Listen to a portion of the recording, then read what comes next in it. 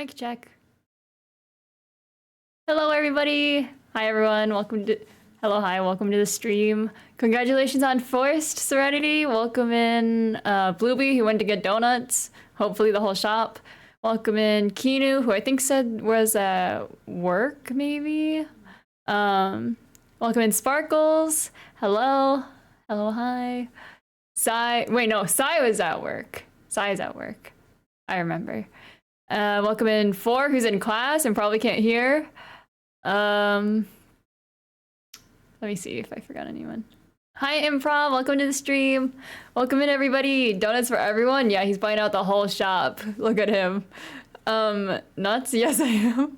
What? I thought you were at work. But no, I mixed you up with Sai, who said he was actually at work, so.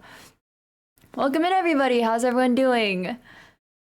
Dunkin', I don't know if it's unpopular, but Dunkin' coffee sucks. I hate Dunkin' coffee with a passion. Maybe it's because I like trying a bunch of different specialized drinks, you know, like the pumpkin stuff. I don't really like pumpkin. That's also probably one of my issues. But let me think. Their coffee kind of sucks. Like really bad. I started buying coffee from like local places most of the time. You're at work too? Sad indeed. You're also at work? Oh, everyone's working. I guess I do stream kind of early. I like streaming early though, because then we get all the UK people and the people not in the US in too. I thought Dunkin' coffee was okay when I went to America. I have to question your taste in coffee then. Sorry. Dunkin' is mid at best. Yeah. I don't know. It doesn't taste right, you know? I don't know what it is about it, but it just doesn't taste right. Not that Starbucks is like any better though. At least I don't drink Starbucks very often anymore because I go to this local coffee shop. I'm starting to feel the urge to go to a new local coffee shop though, you know? Like I get tired of going to the same places eventually. Like I try out all their menu items and then I'm like, okay, next place. Pumpkin is an overrated gourd. I agree. I don't like most things pumpkin. Like my dad bought a pumpkin pie and he was like, "Oh, Zaydon, you like this?" And I was like, "No, wrong. I hate pumpkin pie." Pumpkin. I like 7-Eleven coffee. I haven't had their coffee before. I usually get the like ices when I go there, but I don't go there very often. I found a really nice local coffee shop in my city. They know my order now. The barista at my coffee shop knows my order too. Except as I mentioned, I switch it up. Like I usually go for a cardamom mocha latte, which is like, I guess a kind of spice. I usually get that, but I switch it up and I got like a French toast latte once and she was like, "Oh, no cardamom today." And I was like, "No, you know." And I've been getting French toast lately because the French toast lattes, because I haven't really been feeling the strongness of cardamom mocha lattes, you know? I don't really drink coffee. I wouldn't drink coffee if I didn't have an 8 a.m. class, you know? Like, that's what keeps me awake during class. I only buy it for class in the morning, and then so it holds me over until I can take a nap in my car for my next class, you know? But I try not to drink it just because it's, you know, expensive, firstly. You like tea and energy drinks. I don't like either. There's a lot of sugar in energy drinks, so I'm just like, I'm really put off by them for some reason. And also, I get like wired off them like really bad. Like, I don't know what it is about energy drinks, but it might be the sugar or something that really set me off. Don't you have your own coffee setup, Zay? Not. I mean, kind of. Also, welcome to the stream, VT Tori. Thank you so much for the follow. Seasonal coffee drinks are so good. I completely agree. Especially fall. Fall just hits better, you know? I heard Starbucks was gonna start limiting their menu because they have too many drinks and their stock is going down. I have the AeroPress thing that you recommended I get a long time ago. But I haven't been I don't have time to make it in the mornings, you know? Just because I wake up at like 6:40 every morning and I go to bed around midnight because I'm destined to be a night owl, you know? I don't know if anyone else says that, but I'm trying to be a morning person, but it's not working out very well. I'm destined to go to bed at midnight and wake up. Well, now I wake up early, and now I'm like set up to have my naps at a specific time too. So my body likes consistency, it seems. But I don't wake up early enough to make coffee. I barely have enough time to grab a snack. There was literally yesterday, I was running out the door. I hide like I have these little, what is it, bags of like Ritz crackers that I sometimes have in place of breakfast. So I hide them in like the Sprite can container, like the box, because my brother likes Ritz crackers and he'll eat the entire thing. So I have my own little personal stash in there. So I hide them in there. But as I was running out the door the other day, I reached in, I grabbed one, and I felt something soft and fluffy, and I got scared that it was a mouse, but I didn't have time to check because I was already running late. And if I run late, I get stuck in hella bad traffic. So I was like, okay, it's probably not a mouse that crawled into a Sprite container and died, right? But the entire like hour drive, I was stuck on the thought that it was a mouse, and I touched a mouse, and I was panicking. I called up my dad. I was like, hey, can you check if the Sprite container has a mouse in it? And he was like, sure. He didn't get back to me, but by the time I got to school, I had washed my hands and everything, you know, super, super cleansed. But I got home and then I checked the Sprite container myself and it was a tissue. So I was freaking out over nothing. There's no way a mouse would have actually ended up in the box, but I was just like freaking out about it. I don't know, one of those like irrational fears, I guess. Because like, Callie wouldn't have been able to kill a mouse and put it in the Sprite container, but it could have eaten something and then crawled in the Sprite container and died, which is why another series of events that would have been unlikely, because what would it eat and die in our house, you know? Aeropress is good. I'm trying to pour over a coffee cylinder. You have the whole coffee setup, it seems. I'm not as into coffee. I have like a creme brulee coffee. Is it the crypto one? The crypto creme brulee coffee I bought off a wizard shop at an anime convention. And then I have like a French vanilla.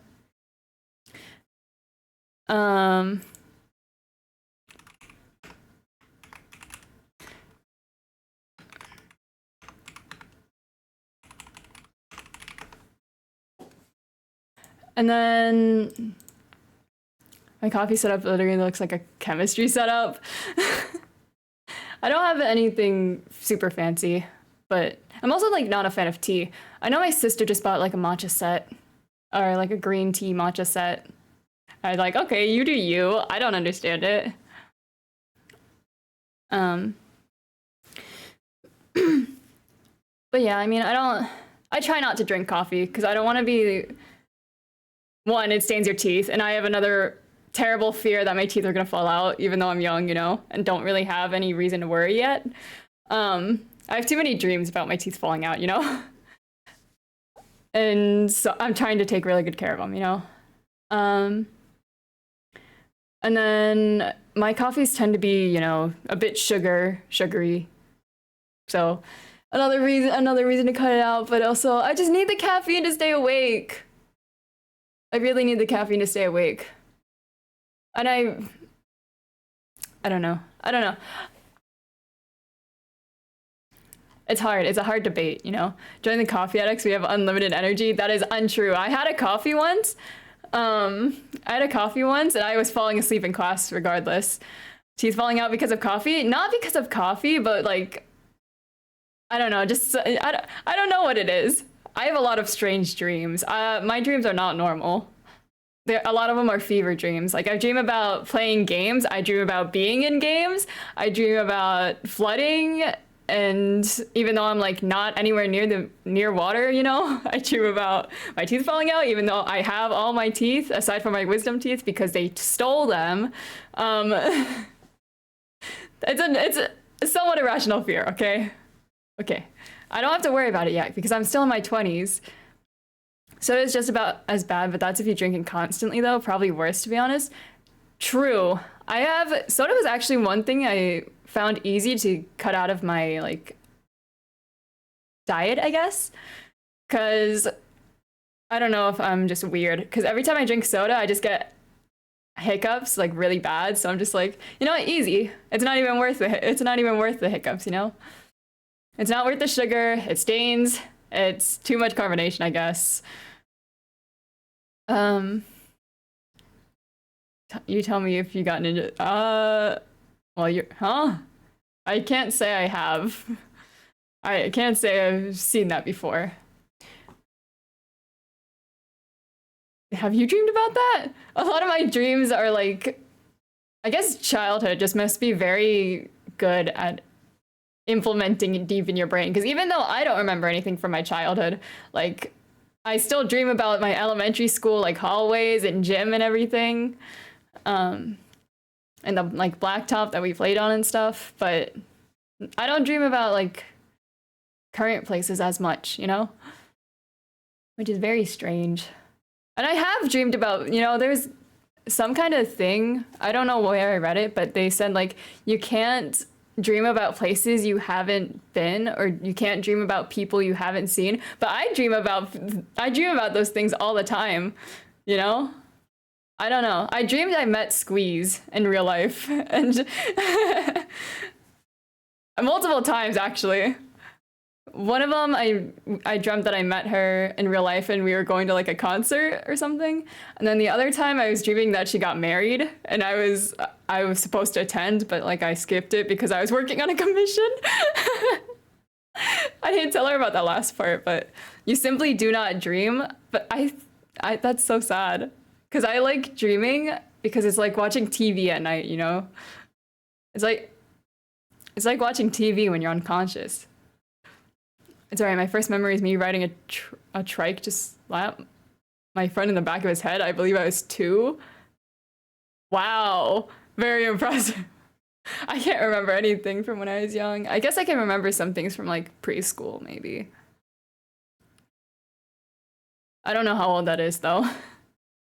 Sometimes there are combinations of things you've seen. So Squeeze, for example, when like a mixture of people you've met in the past. I have seen a picture of her before. Like there's a video of her face reveal that she posted, so I know what she looks like, so I can dream about her face somewhat. Or I can dream about her face, but I don't know what she looks like from the head down, so I guess that part would have been a mixture of people. Callibel, welcome to the stream! How long have we known each other? You were on my mind earlier because someone made a post on Blue Sky about like streamers who have been streaming for over 3 years, like shout out to the real ones. And I was like, who have I known for that long? I was like, sure, I've known you and Monk for that long. But I don't remember like when that was. I'm pretty sure you guys were there from like the very beginning though. Like under 100 probably. Weren't you there when she was a face cammer? Yeah, way back when, and not even a good looking one at that. I had my glow up era and now I'm a VTuber. It's such a shame. You tell stories when I'm awake, that works for me. Hey, that works. It works. If it works, it works. You dream about her face? Of course I do. I wish I dreamed about making out with her, but no, I'm just kidding. Imagine. I don't dream about like celebrities very often though. I dream about like, oh, Squeeze? No, I wasn't there when Squeeze was a face cammer. I think I showed up just when she stopped being a face cammer or something. She has Katy Perry song stuck in her head. I met Squeeze through Kideth. Way back when. Wow. I think we've known each other 2 years. Maybe. 2, maybe 3? It's hard to think about, because I know we celebrated my 21st birthday, so definitely 2 years minimum. I think I'm subbed to her for over 20 months, so based on that information. It's hard to, I'm really bad at keeping track of time. You know, I just have no concept of time. My therapist was like, your homework is to come to the terms with the fact that you're graduating in a month and a half. And I was like, ooh, I don't know if I can do that.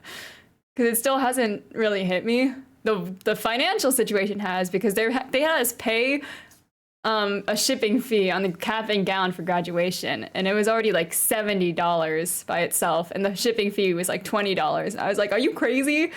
Like, I didn't even want a cap and gown. Like, I'll just graduate in a trash bag if they'd let me. We basically are, since they're using like eco-friendly cap and gowns. So, you know, made of recycled plastic. So we basically are graduating in garbage bags. Been a long time, 2 years. Yippee! Yeah, my stream anniversary passed in September. I'm not sure how long I've been streaming. Probably more than definitely more than 3 years. Probably since 2018, 19 or something. I don't like talking about it because it makes me feel old. Despite not being old. Damn, I joined Brian in 2020 and that's dead. I feel bad because Jester's still trying to revive it. And I'm just like, ooh. Imagine being old. Yeah, I mean, couldn't be me compared to you, but... Poor Cole being called out. Hold on. Let me give you a little shout out, actually. This is our D&D DM, guys. Look. I'm looking, I'm perceiving. Hey, welcome to stream, Kairos. Speaking of shoutouts, oh my god, you're last playing Don't Starve together? That's crazy. How you doing, Kairos? It's been a minute. Legend of Zelda, Tears of the Kingdom. Let's go. Wait, haven't you? I thought you played that game before. Wait, yes, I've seen you play that game on stream before. Do not perceive your age. Have you got Zeta attached to any NPCs yet? Not yet. I mean, he's already traumatized mine though, basically. I'm good. How have been your classes? I'm procrastinating. I should be studying, but yeah. Anyways, we have exams next week that I'm procrastinating a little bit on studying for because you know, I've been so addicted to rigging lately because I got my model, I got some toggles for her, so I've been wanting to rig. I've been so invested in that lately. It's just like, why would I study when I can rig instead, you know? I had to cancel a commission because I had to refund a commission because I was so invested in rigging and studying, and I was just like, ooh, I'm not good at balance, you know? How have you been though? What have you been up to lately? How is your Halloween? Has anyone here taken down their Halloween decorations? Has anyone here put up their Christmas ones yet? We don't really decorate for Christmas. I'll be honest, we have Christmas lights on our stairway, but they've been there since we've moved in, you know? Because it's just easier to see the stairs when you're going up and down them when you have Christmas lights on them, you know? So we don't really need to put up anything. What did I do for Halloween? Did I dress up or party in the weekend? We did a party the Friday before Halloween, and then I worked on actual Halloween. And at the wedding they had like a giant statue of, was it Michael Myers, the one with the skin mask? They had one of those, and then they had all the tables like themed to different horror genres. Was the wedding Halloween theme? It was horror themed more so.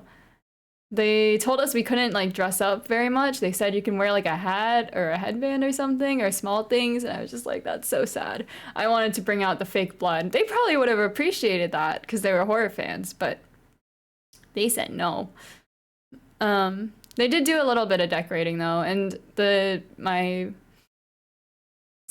boss brought in like cupcakes and candy and stuff, so it was nice. I'm putting my decorations up in December. November is too early. Very true, very true. I think it's because we haven't even done Thanksgiving yet, you know? I guess, well, you don't celebrate Thanksgiving, but for the rest of us USAers, it's because we have Thanksgiving in between, you know? So wait until that passes and then put up your Christmas decorations, at least.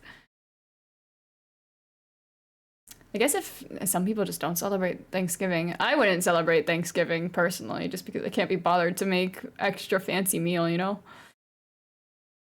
we don't even make anything like super special. We used to do like the turkey and mashed potatoes and cranberries and stuff, but now we just kind of now we make like chicken scarpiello, which is like an Italian dish with chicken. Obviously, chicken scarpiello, you know? You sound like you've been busy. I have been, honestly. I had to close all my comms and stuff because it's just been so chaotic. That's a good thing. I don't know. I'm feeling stressed. A little bit too much. A little bit too busy. A little bit too quirky. Imagine having an excuse to eat 2 Christmas dinners with Thanksgiving. Are you jealous? Work. Kind of. I'm not working this week, actually, surprisingly. I worked twice last week, but I'm not working this week, which is good because it gives me time to study and I don't have to go to an exam on 6 hours or less, 6 or less hours of sleep, which I was doing before. And it was not good. When I used to take exams in the testing center, I used to fall asleep in them because I have extra time on my tests. So I'd be like, if I was so tired, I'd like put my head down for like 10 minutes or something. And now my body is programmed to take like 20-minute naps. Except the entire time I'm thinking, has it been 20 minutes yet? And I'm like, no, not quite. And I can wake up before my 20-minute alarm. I'm so glad I'm not one of those people that have trouble sleeping through alarms. Because my phone vibrates, I wake up. And I also have the cat as a backup just in case. Although she woke me up at like 5 a.m. this morning asking for food. And I'm like, bro, I feed you in 2 hours. Why are you pestering me? Like, she'll smack me in the face with her paw to get me out of bed. And I'm just, I had to kick her out of my room because she was pestering me and I need sleep. No, I'm not jealous. Well, what do you have for Christmas dinners? What does everyone have here for Christmas dinners? We used to get steak. So we had like, we'd go out into like a nice little fancy restaurant and get steak, you know. She was hungry now. I know. It's not on her schedule though. It's on my sleep schedule. I guess that's my fault for programming her to be my alarm. My mom usually cooks a ham and roast beef. How fancy. Man, ham sounds good. We've never had ham. Oh my God, voice crack. We've never had ham for any fancy reasons. We've never had ham in general. I don't know why. I guess it's just hard to cook. You have goose, ham, and turkey, but we have around 20 to 25 people at Christmas. Yo, invite me. Invite me to your next Christmas party. I make great company. I'll, not blow up your Christmas tree. Because I'm just such a great guest, you know? I am excited though. I graduate, my birthday, graduation, and the Secret Santa event that we're doing is all in the same week. So that week is going to be heckin' busy. But I'll be done with school, so I'm very excited. Say cameo at Christmas? Yeah, invite me. I'll be down. Ham is mid? That's wild. They served it in my school cafeteria, dining hall, and it was pretty good then. They served it for like breakfast, but I'm pretty sure that's just like a not actual real ham, you know? It probably comes out of a package, but that was good. So real ham must be even better, you know? Turkey is mid at best, ham is based. I'm not a fan of turkey. I don't know. Not a fan of white meat in general, like white chicken meat on a rotisserie chicken, you know? I like the dark meat though. Y'all have wild takes. We just had, good food preferences. Turkey is really easy to mess up. Yeah, isn't it like really easy to make dry? Like you have to do so many specific things. I remember we had to like keep it in a giant pot of sauce and then refrigerate it. And one time as we were taking it out of the fridge, it dropped and it got everywhere. And you have to like cook it very slowly for a long time. Duck is best. I don't think I've had duck, but isn't it all dark meat? Yeah, it's rough and dry turkey is awful. It's so easy to mess up, I guess. I'd be fine making sides though. Maybe I don't know.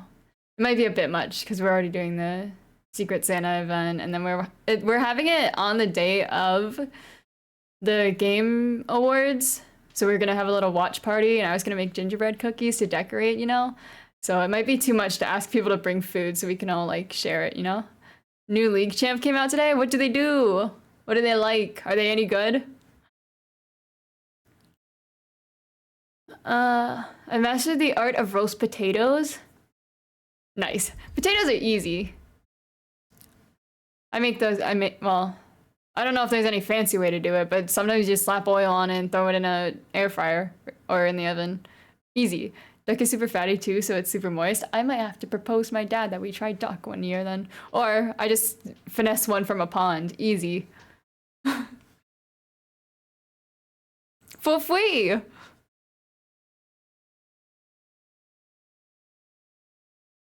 Hold on. I'm gonna launch the silly Ace Attorney game.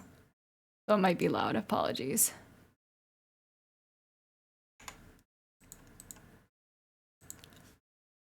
I gotta go replace my motherboard. All right, thank you so much for dropping by, Cole. I appreciate it. Oh my god, that's gonna be loud. I'm gonna turn that down immediately now. I'd love to see you crawl into a pond and wrestle a dog. You want me to stream it? You think I'd win? Nah, I would win. Trust. I'm just kidding. I can barely carry 10 plates. Someone told me the other day that, what is it? Cardio helps with gaming? Like, cardio helps with reaction times and coordination in gaming, and I was like, maybe that's why I'm really bad at games, because I absolutely hate cardio. Like, I'd rather lift weights than do cardio, because I just hate getting all sweaty and gross.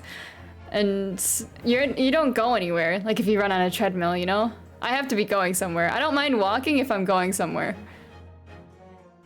There's not much left of the current case if I remember correctly. Yeah, I think we stopped at a bad part in like the middle of an investigation, or like just the beginning of an investigation, so if you do, tell your dad to get the Costco frozen ducks. I think he's given up on Costco because we just don't go very often. And he's like, yeah, I'm spending more money on the membership than I was getting back, you know? Because I think he had the, like, isn't there like a premium membership for Costco? Where you can save even more money or something? But I think he's given up on Costco just because it's too expensive now. Is sound good? Is that too loud? I just have to make sure you guys can actually see the game.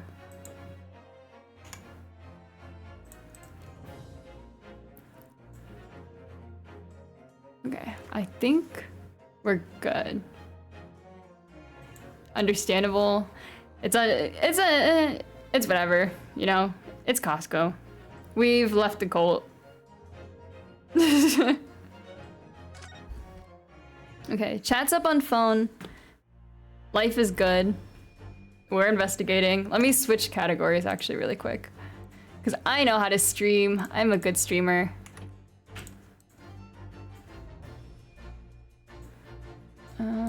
Ace. Chronicles. Boop.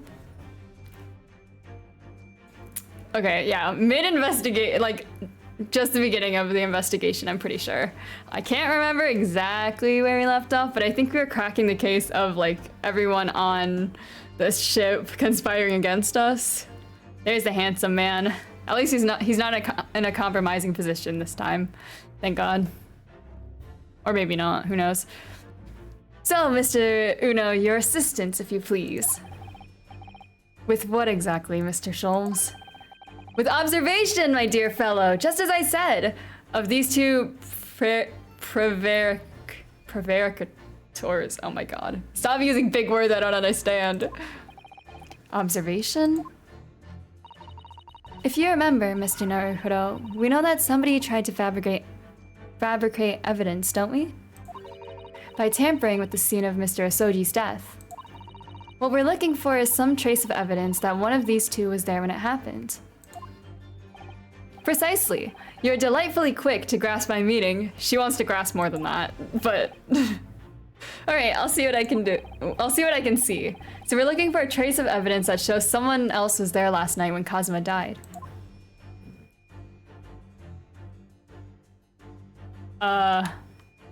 You guys got anything behind you? No? Chunky arms. His hat. The earring? Does she know? Wait. I forget where the earring was, but they did mention that it broke off, right? So it's probably that. Because I can't think of anything else on them. Yes. So let me try that.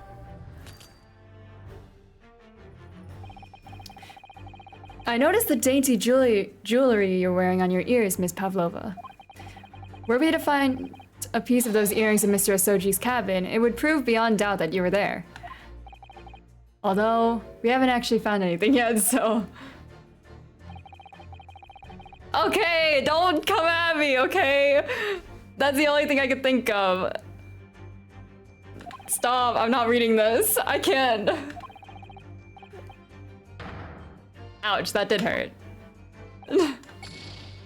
Okay, wait, hold on. Let me get back into the swing of things. I haven't played in a month, okay? Calm down, calm down.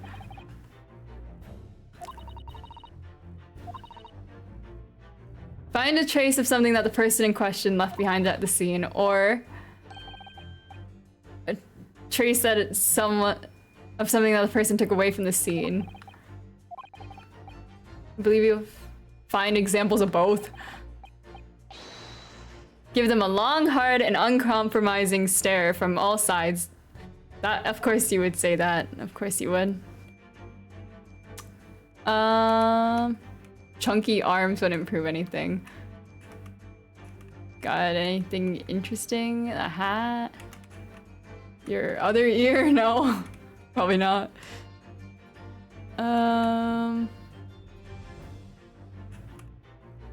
There's not much to observe of him.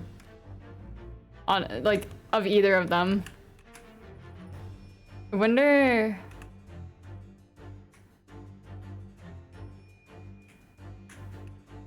You got any, like...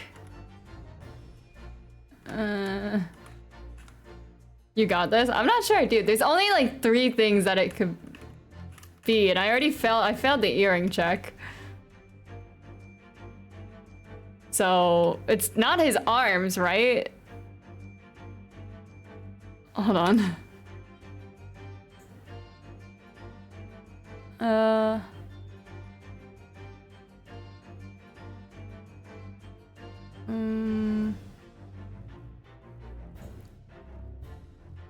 There's somebody else present with, somebody left a message in Russian on the floor in an attempt to criminate another.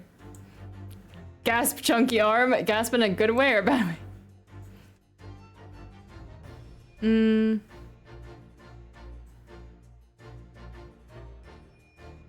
I don't...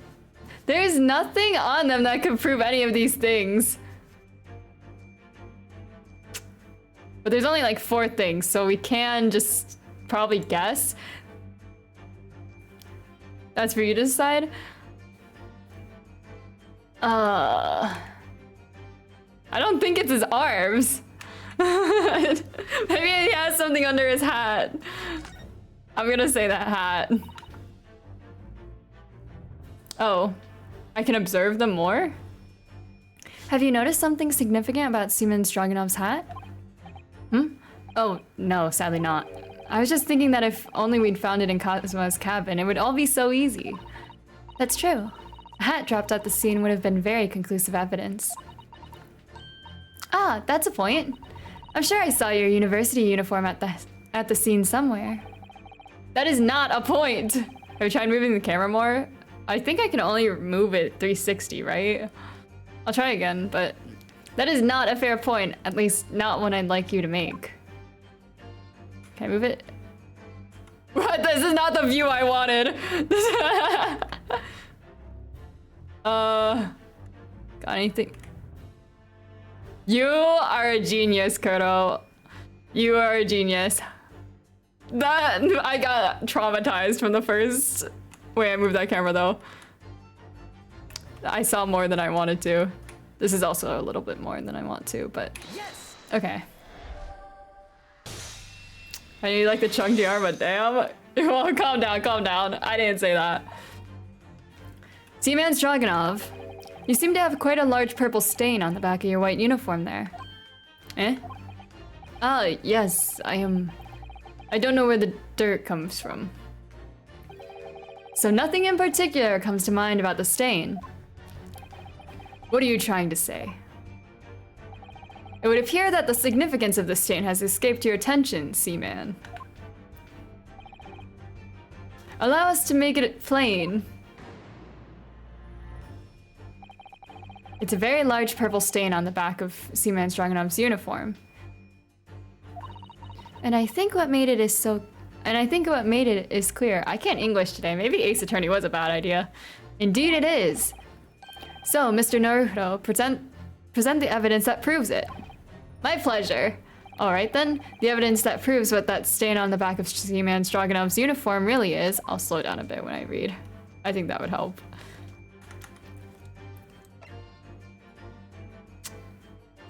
Just double checking just in case. Okay. Yes. You can then, if only it was a little bit red, you can then say you got raspberried. I don't know if they have raspberries. That may be a bit too fancy for where they are. Yes, it's this photograph and the ink it shows. That's what caused the stain on your uniform. Ink? A rather unusual color of ink, purple. Ah! Ah, the penny drops, at last. Now you see the significance. The Russian word on the floor next to the victim's body was written in purple ink. Wow, look at it. Stop making me relive his death. I'm so sad about it. And the stain on the back of your uniform is ink of the exact same color. If the ink had been dry, it couldn't possibly have stained your uniform in that way. Which means you must have been present in the cabin, in the moments immediately after the ink was spilt. Oh my god. All right, yes. It was me. I did it. Everything. Wow, I arranged everything in dead student's cabin to make it look like Wardrobe Man did it. Then I pressed button to make Buria do emergency stop and bolt cabin door shut. I did everything so no one would suspect our angel. Biff, please. Biff! Don't worry, Angel. Let me do talking. It was after 1 in the morning. I was on duty patrolling passageway. Then our angel came to me. She was white like sheet. I'm bad at accents, I'm sorry, okay? I've been practicing a British one, but I can't do Russian. Biff, please, you must help me. Wow. Is he a sim? A sim? I went with her. The door to cabin number 1 was open. When I looked inside, I saw Student Boy on floor. What happened here? Wow. He's so good at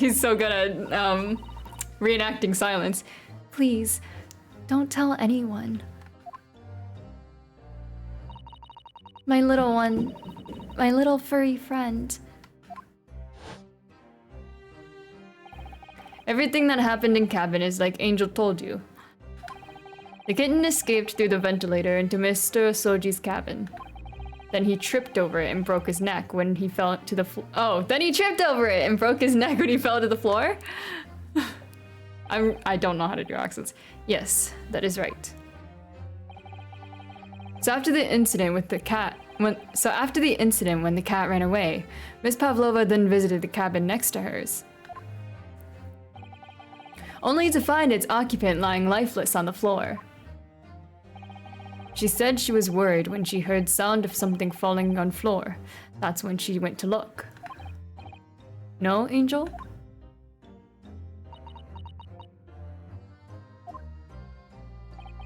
The door was not locked. So she opened to look, and you already know what happened after. There's just one thing, if you wouldn't mind. What? When you went to Mr. Asoji's cabin, Miss Pavlova. Damn, that is one big trip to break his neck. I know! What a pathetic way to die! I can't believe they did this to Uno's husband. Was he already dead? Why? I already told you! When Nina opened the door of student's cabin and looked inside, I was asking Miss Pavlova. Miss Pavlova. I can English. Well, Miss Pavlova? Da. I know that one! Oh. Yes, that is right. I saw him. It was dark and he was wearing black, but he was on the floor, not moving. I was scared. And now we're covered up a murder. Let's go. I understand. And I believe you. So we lock up the cat? Is that what's going on? So is that finally it now? Have we discovered the real truth about Kazuma's death at last? Ah, something very nearly slipped my mind. Oh, Mr. Sholmes? This photograph. Yes, I took it myself, you know. Excellent photography skills. Let's go. The cause of death was a broken neck. Therefore, the victim died instantly. And the unfortunate incident that precipitated these events? A kitten on which the victim stumbled. However, if those are the facts, there is one particular area in this photograph that seems to me somewhat unnatural. I can't English today. What do you mean, unnatural? What are your thoughts on the matter, Mr. Uno? Oh, well, I didn't see anything about it. If Kazuma tripped and fell and by some terrible stroke of bad luck broke his neck, which part of this photograph print seems unnatural? Well, we know he already faked that. Unnatural is the way his neck is, maybe? Is he holding something?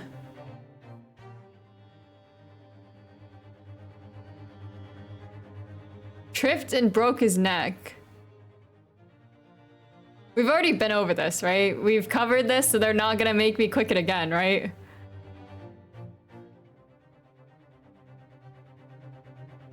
If they give me a strike and it's actually the writing again, I'm going to flip my shit. His headband's on. He's as handsome as ever. Wearing his uniform. There's no weird stains anywhere except the one they put there. Okay, I just looked him.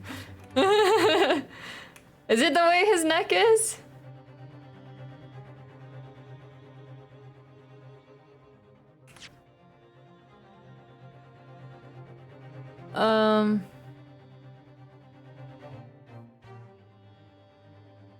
I'm going to select the writing, and if they're probably gonna say, oh, we covered that already, but I don't care.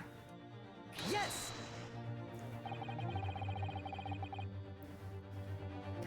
This word in Russian clearly wasn't written by Kazuma. The headband with the indoor wind. Was it blowing in the picture? So if you're looking for something unnatural, that's the obvious point. Very true. It is certainly peculiar, but it's not what I meant by unnatural, I'm afraid. That particularly crass detail was orchestrated by the culprit. You're giving me a strike, aren't you? I mean to identify another point. Oh, I see. Imagine, if you will, losing your footing yourself. In my opinion, if you landed as the victim appears to have done here, it would be most unnatural. I'm sure you'll reach the same conclusion. How thoughtful you are, Mr. Sholmes. Thank you for your gentle guidance. Wow, what a shrimp. And by some terrible stroke of bad luck, broke his neck. Okay, so it's... Indeed, the way he fell would be bad, or strange. He'd probably have both palms out to catch himself, is what I'm thinking, right? Is that what you're getting at? Can I... Yes. Alright, if he really fell due to an unfortunate accident, then this fist just doesn't seem quite right. Right? Am I right? Oh my god, look at me, I'm so smart! And they didn't take away one of my strikes, okay. The exact same thought occurred to me. In a fall, one's instinct is to open the palms flat. Yet here we see the victim with his left hand tightly balled into a fist.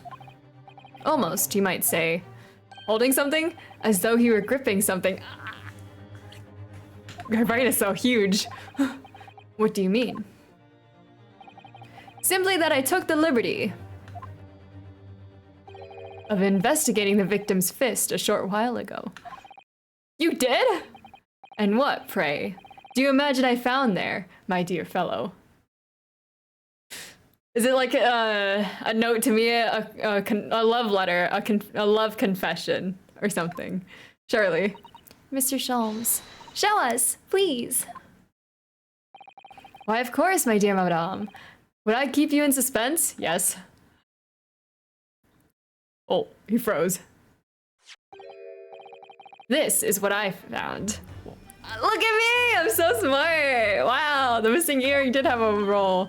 Oh, a crescent moon with a little gemstone in the middle. Yes, you're right. A crescent moon. It's very pretty, but what does it tell us? Her earrings! Humph, it tells us nothing. I'm not so sure. That crescent moon looks... Back with donuts and chicken nuggies? They sell chicken nuggies at Dunkin'? It looks familiar somehow. I'm sure I've seen it somewhere before. Put me in, coach! Put me in! I'm ready! Observation, Mr. Uno. That is the key. What? The truth is now tantalizingly close. How did that crescent moon come to be in Cosmo's clenched fist? Well, no, but I swung by McDonald's. Yes, I got donuts for everyone. Yippee! My dad sometimes surprises me with like 10 munchkins from Dunkin', and I was like, that's too much. And it's usually on the days that I actually already got myself something. So I'm just like, oh, thanks. How did it become clutched in his fist, though? She'd have to have been in there. Wait, is this what we were talking about? The fact that someone was there before he died?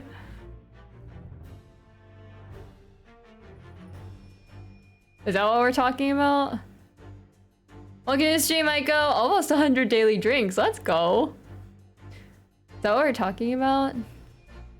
The fact that someone was there before he died? Because she'd have had to have been in his cabin before to break her earring, you know? Or to lose it. This is the final clue. The last piece of the puzzle. Ask yourself, what does this little crescent moon mean? What significance has it? And observe! Find the answer with your own eyes. Yeah, you already know where this is going, huh? To his chunky arms. No, I'm just... Yes. Can I stay right now? Because I need to wash my car while I have sunlight, but after I'll be back if live still. Okay, thank you for dropping by. I appreciate it. Have fun washing your car. Miss Pavlova, I noticed that on your ear. Even though you have a metal earring, the decorative part of it seems to be missing.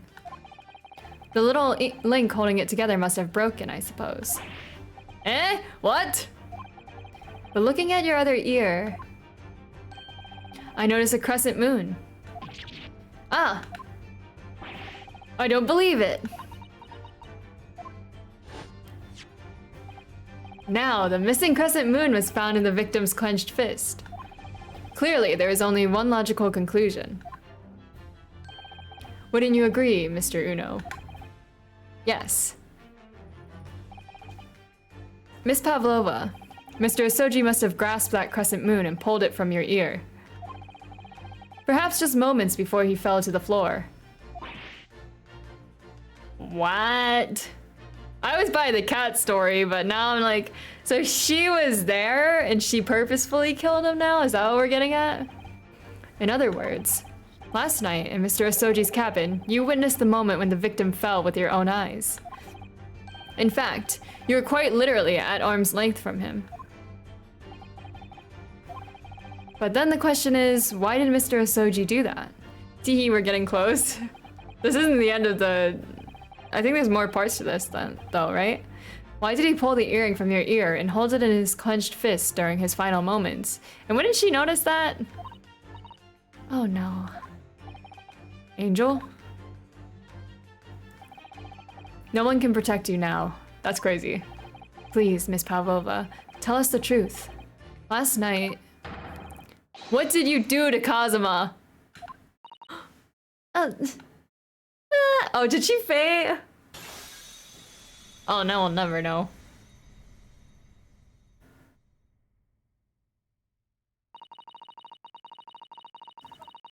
Yeah. Oh, okay. I was like, they're not gonna skip it, right? Okay. And you're getting defensive over his dead boyfriend, as he should. He deserves justice. When I think about everything that happened yesterday, it was too much.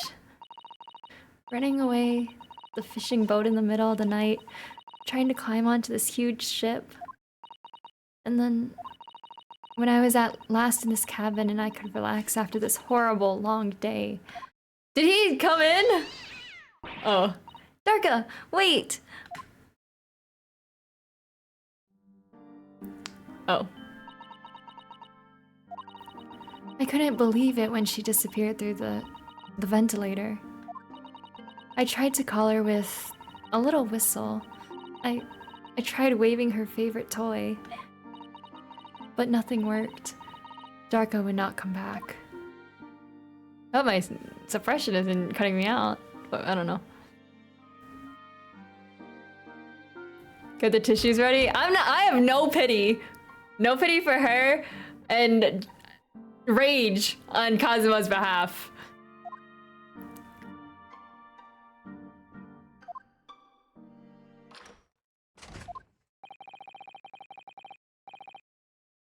What are you doing here at this time of night, Inspector?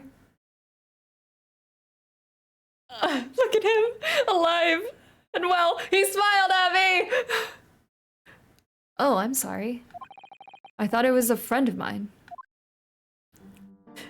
The wind, his paid actor blowing through his headband. The young man from your country, he was very polite and kind. He helped me to find Darka, and he promised not to tell anyone.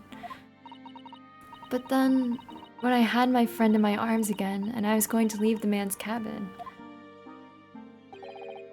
Just a moment, sorry, but... I don't know who's talking.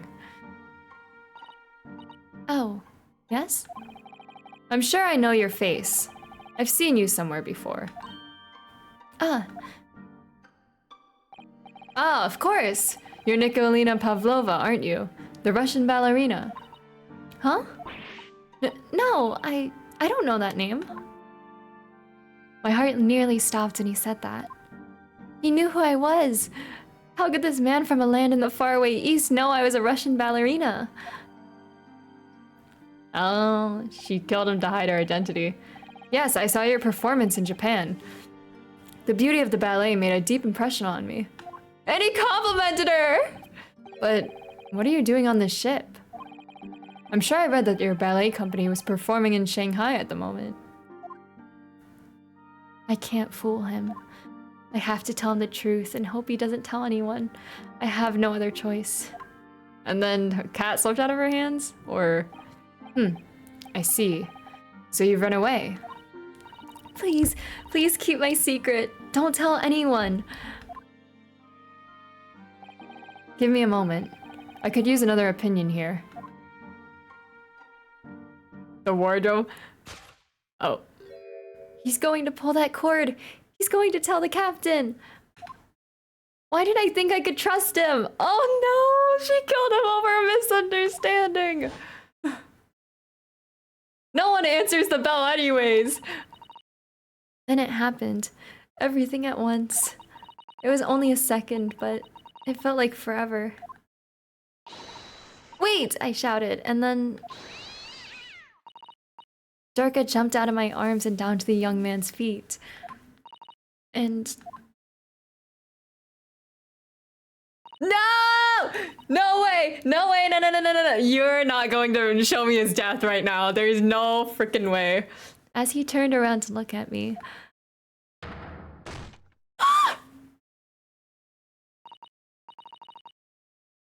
I pushed him. You're fucking dead to me. I have no qualms. Well, I don't normally kill children, but I will in this case. I pushed him.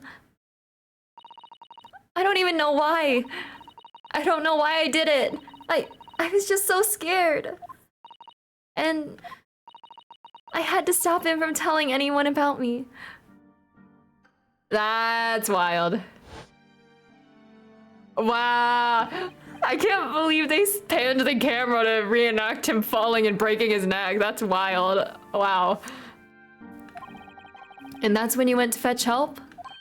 From Seaman Stroganov, who was on duty out in the passageway. I heard Nina cry out and thud on floor, so I ran to help her. She was standing at cabin door, shaking like leaf. She looked at me and said, Help me, Biff. Help me. If they found out, I will be... Please, I have nowhere to go. So you decided to help. And that's when you arranged things in Kazuma's cabin to make it look like I did it. So that no one would suspect the passenger in the cabin next door? Something is burning. I'm hoping it's toast and not something to worry about. Yes. I went into the cabin and I looked around to make sure there was nothing to show Nina was there. And then I found Stowaway. In wardrobe. Still sleeping. Right, that's when he found me. What about the drugged food? That would have had to have happened way earlier, right? I mean, have we gone over that? So you worked out a plan to lay the blame on the stowaway. I closed wardrobe doors and put back strange paper sign. The burning smell is Kazuma's life slowly burning away. Hey, it didn't even burn slowly! It was just out, like a light. Luckily for me, that's the only reason Susato-san started to believe me when I said I was innocent. I dragged young man's body to good place and used ink that was spilling to write on floor. I wrote... wardrobe, in Russian. So that person who found him would look inside wardrobe and find stowaway. And tell me, what of the glass bell? It was by my feet, so I picked it up. I see. But it was dark in the cabin. I didn't notice the other half. Then Angel went back to her cabin and I finished job. By pressing the emergency alarm button in the passageway? Yes. Accordingly, the SS Burya did indeed come to an emergency halt a little after 2 a.m., thus enticing the bolt on the cabin door to slide shut, creating the locked room mystery.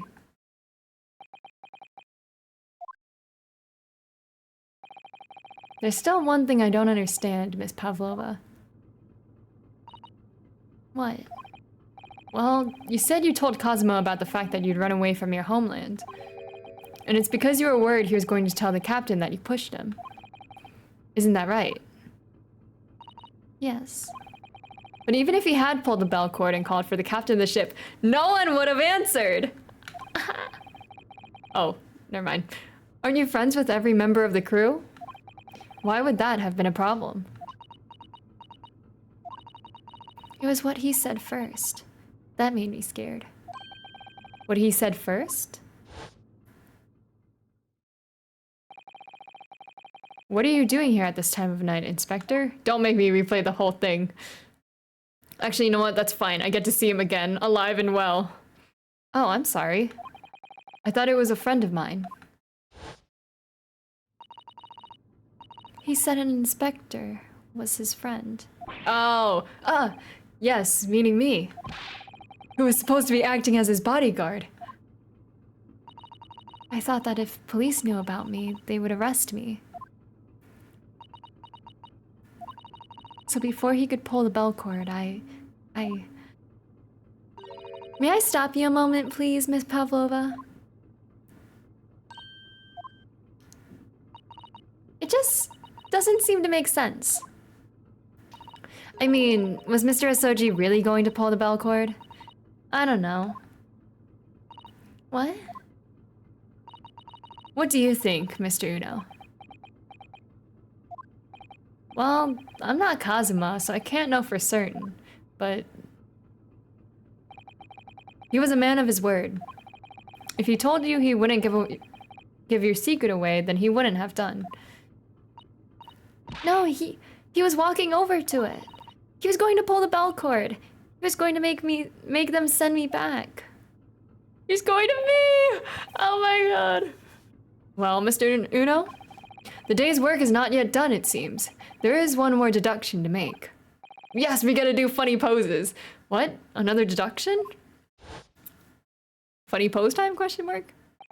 Yes. What action was the victim really about to take in that moment? He was gonna oh my god, he was gonna exchange a secret! He was gonna show that I was in his wardrobe. So that they'd be even. Can we determine whether the young man's gaze was directed? I freaking hate this game for playing this kind of music to as like a, oh, remember him, he's such a good guy, I'm gonna cry. First, consider the victim's location within his cabin. That's easy. I remember every detail of that room. I mean, yes, I spent quite a lot of time in the wardrobe, but still. That cabin has been my home for this entire voyage. So this is how the cabin looked last night when Miss Pavlova visited Kazuma-sama? The music is his theme slowed down. I'm going to freaking kill someone. Not Kazuma, but because he's already dead. Yes, it's exactly how it was. Are you ready then, Mr. Uno? Yes. If there's one thing I've learned today, it's that a simple gaze can reveal all matter of truths. Not only that, in order to draw the right conclusion, you can't afford to be out by even a little bit when you're following the gaze to where it lands. So, when he turned away from Miss Pavlova, what exactly was Kazuma looking at? Me! Everything about me! Probably his bed. Probably his... no, I'm just kidding.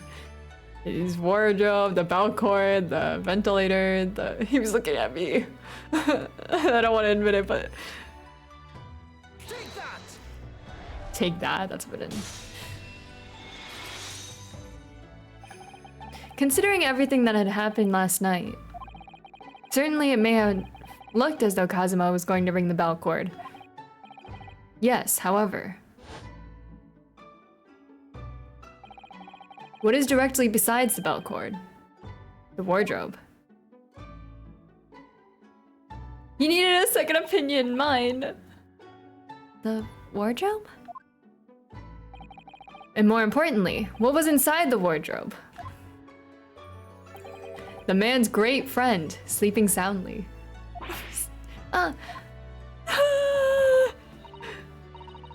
Miss Pavlova, please, think back very carefully. What were Mr. Asoji's exact words last night? Give me a moment. I could use another opinion here. Like the captains on the bell cord. Another opinion. Yes, but not from a member of the crew. No, Mr. Asoji intended to consult his close friend on the matter. To see if, between them, they might be able to help in some way, no doubt. Oh no. Sadly, we can't know the truth for certain now. It's too late for that. But I wish you had made sure of what Mr. Asoji was looking at. Things may have ended very differently if you had. Why was Wild Wild Love clawed its way into my brain today? I have no idea, man. But listening to a song to the end helps get it out of your brain. Wait, what? Pilk. It's Pepsi and milk. Bar specialty, you know? Miss Pavlova.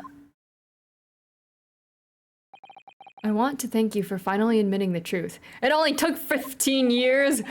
But unfortunately, the truth is, a man lost his life because of what you did. And that will never change. I hope you'll never forget that. I'm sorry. Really, I'm so sorry. Oh, what have I done?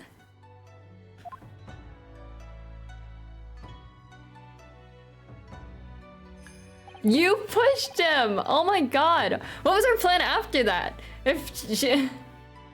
And so, at long last, the mystery surrounding the tragic accident on the SS Beria was finally laid to rest. She better she better have some freaking consequences or I'm gonna be pissed.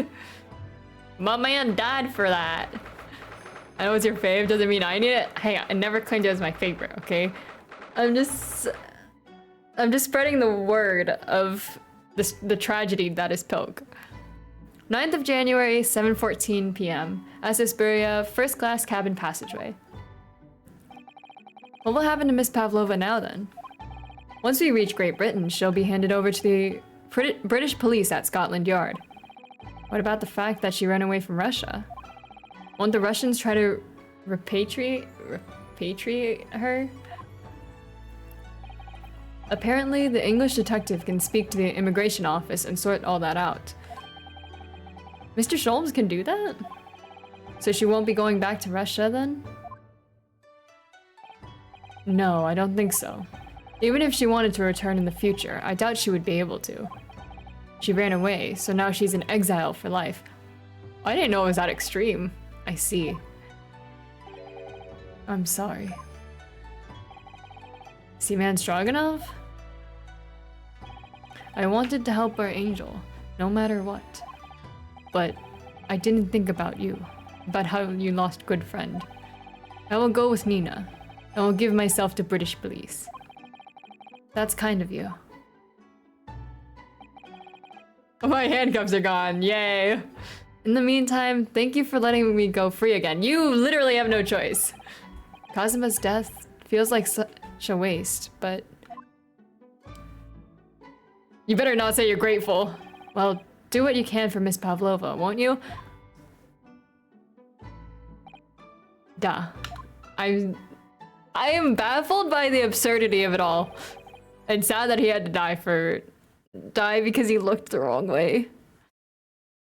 Well, I'm afraid you need to pack now. We're due to arrive in Hong Kong tomorrow. As much as it pains me, I'm going to have to hand you over to the consul to arrange your passage back to Japan. Yes. I did stow away after all. I couldn't really expect any different. So, you should get back to your cabin now. Oh man, this is all pointless if I'm being sent back. We were supposed to study together. Looks like my study tour to Great Britain is over before it's even begun then. To think that only days ago, Kazuma and I were laughing together about how we'd tear up the streets of London. That seems like a distant memory now. Frickin' hate this game. Not actually, but... Oh, what's that? Is it someone weeping? Oh! Aww. Susato-san?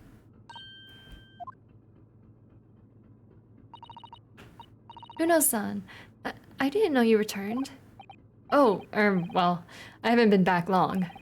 Inspector Hosonaga just told me I should pack. You know, ready to leave the ship tomorrow and all that. Oh, no! I still believe that this has happened. I can't believe someone's life can be over just like that. Susato-san. Stop, I'll start crying. What? Why thank you for tears in her eyes? I'm just like, I hate this game. He had such grand ideas for this visit to Great Britain. So many dreams. And now they've been cruelly taken away, just as he has. I thought I could never forgive the person responsible, but now we know the truth, that it was just an accident. Just a silly series of mishaps. It's too much, Yuno-san. It's just too much. Well, shit. Oh my god, I feel so bad for her. Who cares about the kid, but I feel bad for her. Yes, I know. I wish there was something I could say. Who the fuck is talking now? Oh my god, Inspector! Welcome to the stream! Dr. Funnut, thank you for letting me hydrate. I'll just call you Doc if that's okay. Or Doctor.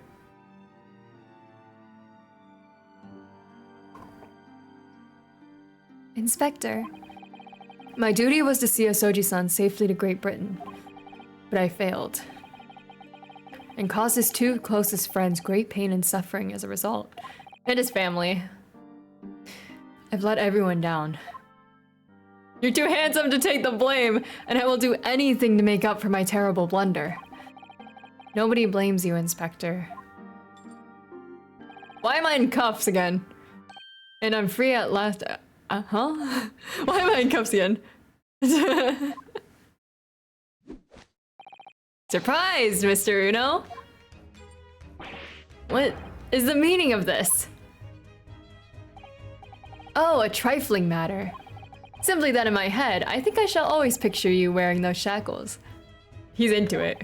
I think he's into it. I think that's why he keeps cuffing me. Also, welcome to stream, Doc. How are you?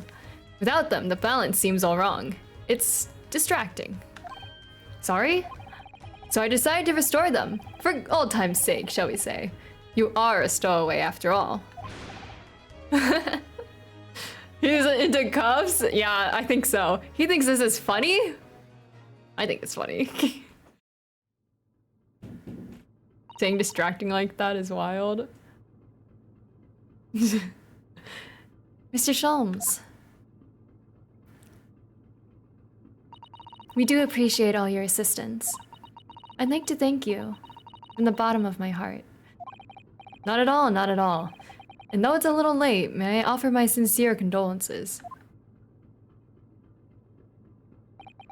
The loss of your companion is truly heart-rending. Heart-wrenching? I hope that you'll be able to fulfill some of his aspirations in his honor. Huh? I'm afraid that won't be possible. We shall be disembarking at the next port, in Hong Kong. We have to return to Japan and make a full report about everything that's happened. What? Wait a minute. It's just me that has to go back, isn't it? Oh, it's just me that has to go back, isn't it? I mean, I was a stowaway. I'm doing good. Things have been eventful as of late, so I'm happy I get the chance to chillax before chill like I am right now. Oh, nice.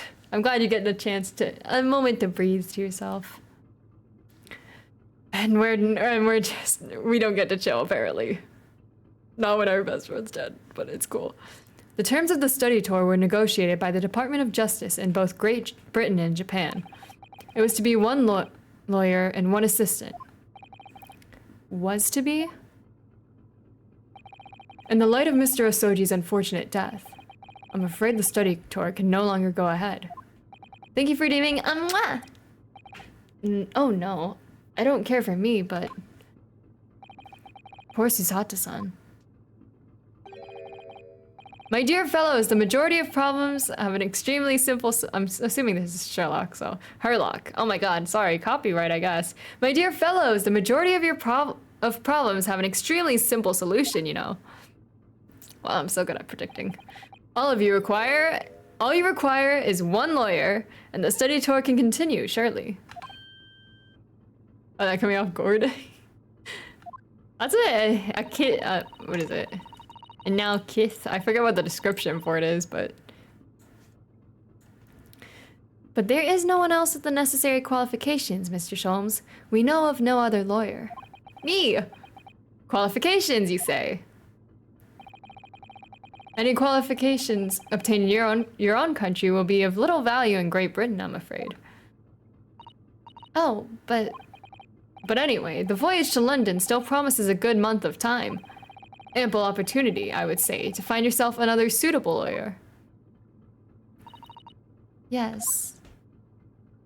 Thought it was a sound effect redeem? Kind of. I mean, it's my own, it's a Zay original sound effect, I guess. I used to have sound redeems, but too much hassle. Miss Susato? Yes? Do you think perhaps I might be able to do it? Ah. But you're not a lawyer, Mr. Uno. Oh, unless... Are you studying law? No, I'm not, but... And so a new lawyer is born? Yeah, just like that. So easy. I didn't even have to take the bar exam. I'm sorry. In that case, I don't think there's even a chance it could work. But as I said, there is still more than a month before we reach England's shores. Online learning to become a lawyer. Isn't that right, Mr. Uno? Yes, I have a month in which to study, to learn what I must to become a lawyer in Great Britain. That's a far jump, Mr. Uno. That's ridiculous! Are you seriously suggesting anybody could learn all of that in just 40 days? I'm just simply built different, trust me. There's only one way to find out. I would work my fingers to the bone, Inspector, every single day. Will you let me try? And if by the time we reach Great Britain I haven't learned enough to be recognized as a lawyer, I'll take whatever punishment is deemed appropriate. But why put yourself in such a difficult position? I'm living his dream for Kazuma. He said that there was something he had to do in Great Britain, and that he would sacrifice anything to make it happen. He was passionate about it. I can't let all that passion just come to nothing. And anyway, it's for my own benefit too.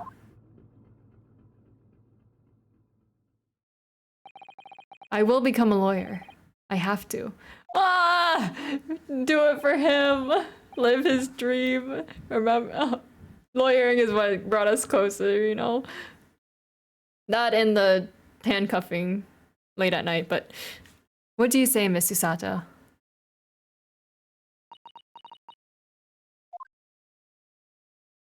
Aww. It's kind of scary when she smiles. I think it's a wonderful idea.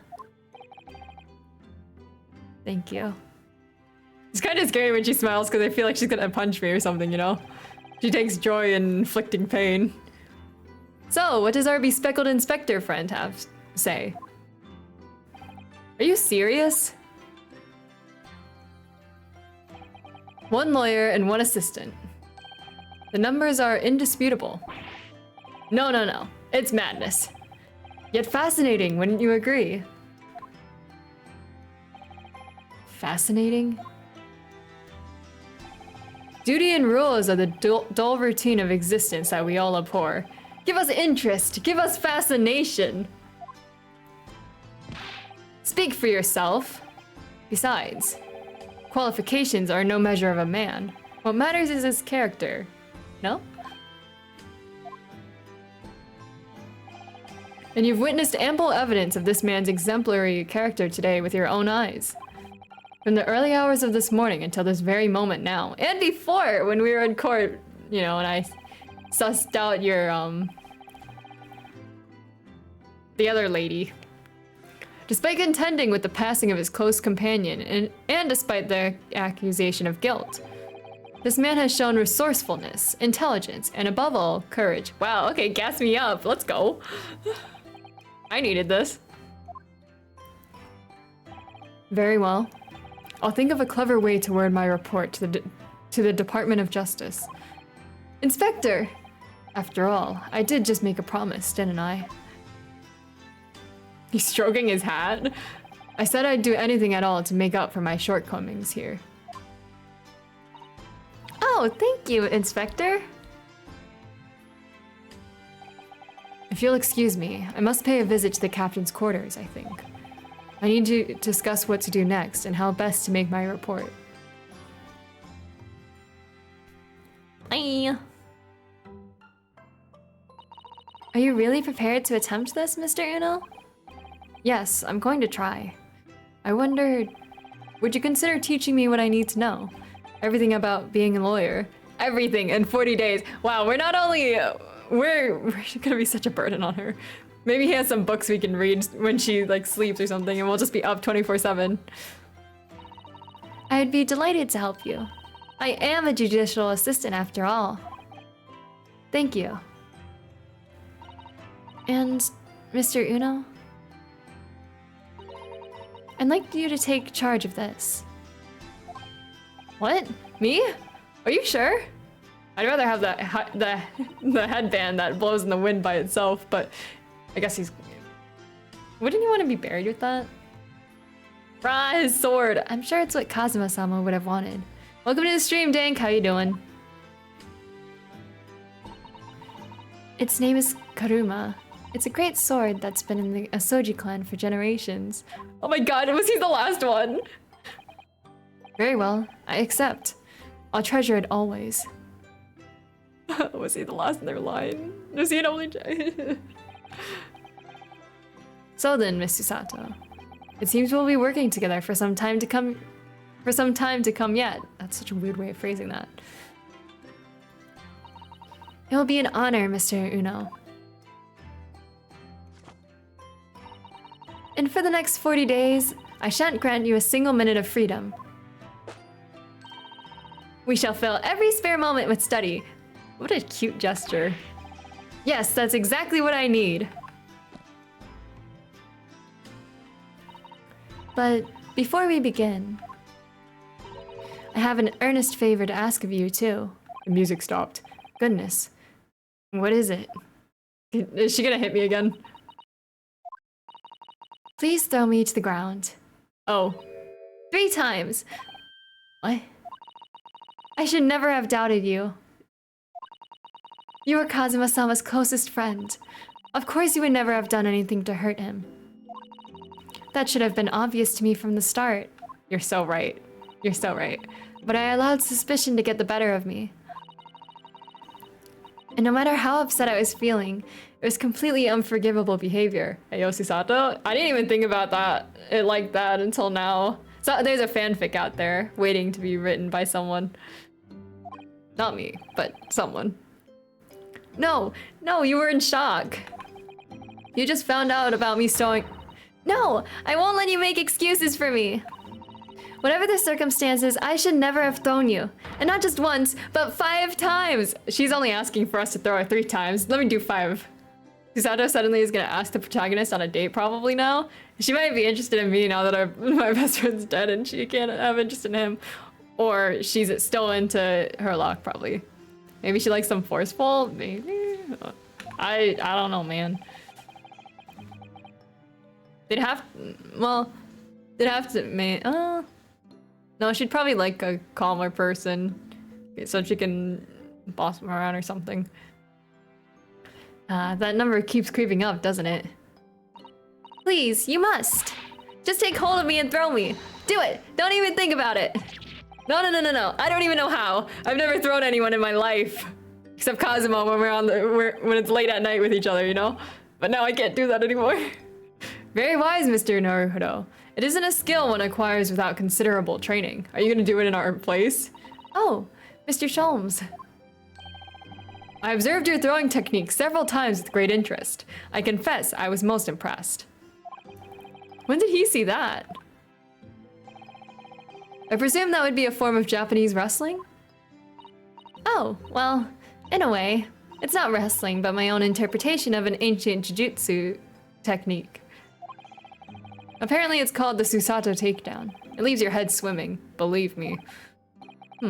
How beguiling. I am a practitioner of the combative arts myself. I am a somewhat accomplished boxer. There he goes, dancing around again. Yo, wait, does he actually punch her a little bit? Wait, hold on. Do the animation again. I'm watching. Oh, just past your head. I wonder if you'd be so kind as to instruct me on the technique of your arresting throw? Oh my god! Basically a date. Yes, I'd be honored. And let us not dally. Demonstrate, my dear madame. On me? Oh, of course. Hello? 6 times? Are you ready, Mr. Uno? Sorry? Aya! 6 times. As you can see, you throw from the abdomen. Oh yes, arresting indeed. And that is what you term the Susato takedown, is it? Take his head out, hello? Actually, no, that was a Susato squash. I can't tell the difference. It hurts either way. In my groggy state of consciousness, a scene from an evening recently spent with Cosmo flickered into my mind. You writers of this game, I will come for you. Karma? That's right. It's a prized sword that has been passed down through generations of the Asoji clan. I can't believe you managed to get permission to bring it with you. I mean, taking a katana on a study tour is more than a little irregular, surely. Oh, look at how flawlessly he put it away. A Japanese man's sword is his soul, Uno. I can't be parted from my katana. Karuma guides me. I truly believe that. Man. So its name compels its wielder to slice evil in two? Not that you would need much compelling. On that subject, there's something very important that I have to do in Great Britain. Uno is carrying Cosmo's soul. Shut up! And I'll sacrifice anything to make it happen. I'd appreciate you seeing it through with me. Of course I will. Whatever it is, I'll see it through to the end with you. What are lovers for, right? I knew you wouldn't let me down. Stop smiling at me like that! That important thing he had to do. I still don't know what that was. But I'm going to see the place for myself and work it out. In Great Britain's capital, London. That's the next part, isn't it? Remember the important things. He didn't tell me what it was. How am I supposed to remember it?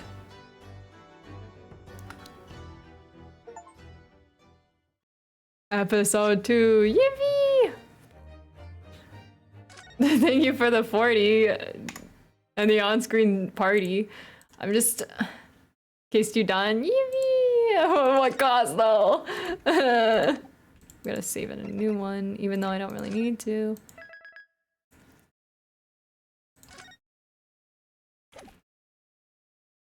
Okay, we're gonna take a quick break because I'm gonna get a quick snack because I hunger and I cannot think big-brained thoughts when I'm hungry. We're gonna take a really, really quick break, a couple minutes probably, and then we'll come back and resume part 3. Or we'll start episode 3. I'm just like, I can't believe they introduced this really great guy in the first episode and then killed him off, you know? It's not a good time. Not a good day to be me right now. Have good snacks? Yeah, thank you. We're gonna be back in probably 5 minutes? 5 minutes if that's okay? Yeah? Okay, I'll be back. Everyone get snacks, use the bathroom, get water, blah, blah, blah. I'll be back.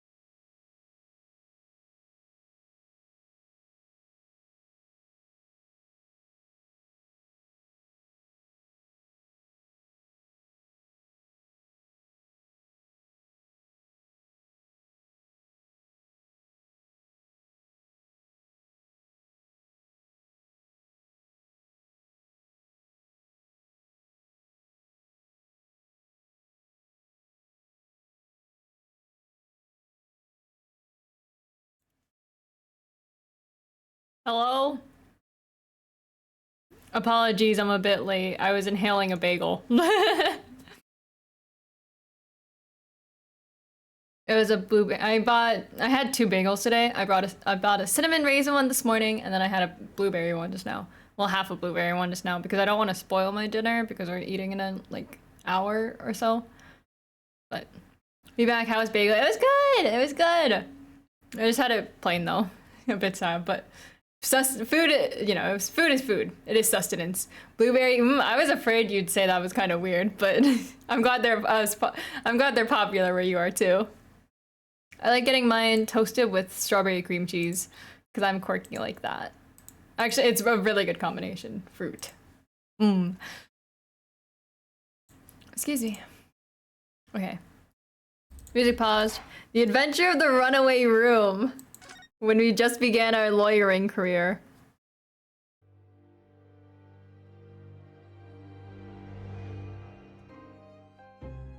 Oh, strawberry cream cheese? That's where you get hung up. Of the late last century, I am faced by the events of a certain bitter winter. Bitter winter. A murder in a carriage as it sped through dense London fog in the dead of night. I get to put my British The victim accent and practice the to use. perpetrator were the only ones inside. There were multiple witnesses to the crime itself. However, none could have imagined at the time that such a seemingly obvious case as this would end in such a horrendous manner. My friend, Mr. Herlock Sholmes, once said of the incident, I believe that perhaps that case was indeed the prelude. The Prelude. beginning of a long concerto that impressive Japanese student and I were to play together. Oh, there, he complimented me. Let's go. That's what it's all about. Oh my gosh, look at how smooth this is. Amazing. Oh my god, I'm so tall. Is this I thought I was short. I thought I was like 5'5". 5'5" isn't actually that short, but Railway station or not, I've never seen such an enormous building before. she has a British accent too. Look at all the steam locomotives. This country is incredible.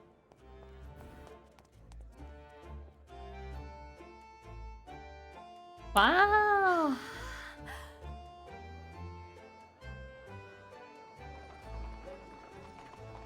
So wow. I feel like I'm dreaming. So this is the capital of Great Britain. So, where to? Oh, hello. Climb aboard. I'll take you wherever you want to go.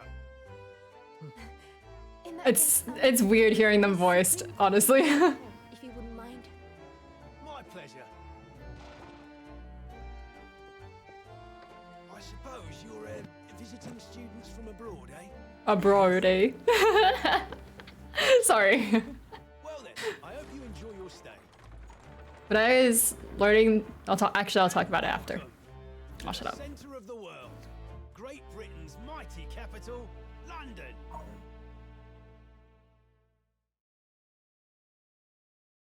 Wow. Wow. Check out those gears. Okay. This place is kind of cool. Okay. I was I'm just gonna skip through the punching. I was practicing how to do a British accent for the sake of expanding my voice acting portfolio. But I'm not very good at it. So, you know, I don't know if I'm super comfortable doing it, but my best one is probably like a country British accent in the sense that like, I don't know how to describe it. I've been watching this show called like Clarkson's Farm or something on Amazon Prime, and they're farmers. They got heavy British accents. Yes, and then I was watching a video on how to do British accents, and I was like, this is kind of strange. Imagine having an office like that. Yeah, this looks cool. Clarkson's Farm. Wait, do you watch it? Wait, seriously? Oh my god. That is my current show right now. I'm on season 2. I just finished season 1. 18th of February, 9:21 a.m. British Supreme Court, Lord Chief Justice's office. It's one of the most popular shows over here. Oh, I guess that makes sense. He said he had some like millions of followers on Twitter or something. So, and he made one tweet about his farm shop going live, and you know all those people showed up. That's very interesting. Wait, do you watch it? It's a good show so far. I'm watching it kind of in the past because I'm catching up, but what an incredible place. Cockney, huh? It's called, huh? It's so good. Good, I'm glad. We can bond over it. I'll keep you updated on how much episode I'm on and stuff. But he herded sheep with a drone in the first season, and I was like, what the heck? So cool. So smart. It worked at first, but then it didn't. But it was cool. What an incredible place. It's so imposing. It's almost suffocating. This place is breathtaking. It looks like a fortress. There are some stone buildings like this in Japan now, of course. But they've only been built in the few short decades since we've opened our borders to the outside world. An authentic example like this has quite a different impact, wouldn't you agree? A far cry from the wood and paper most of our buildings are constructed from. It's certainly unfamiliar. But I think there's more to the differences than just construction materials. The frickin' gears?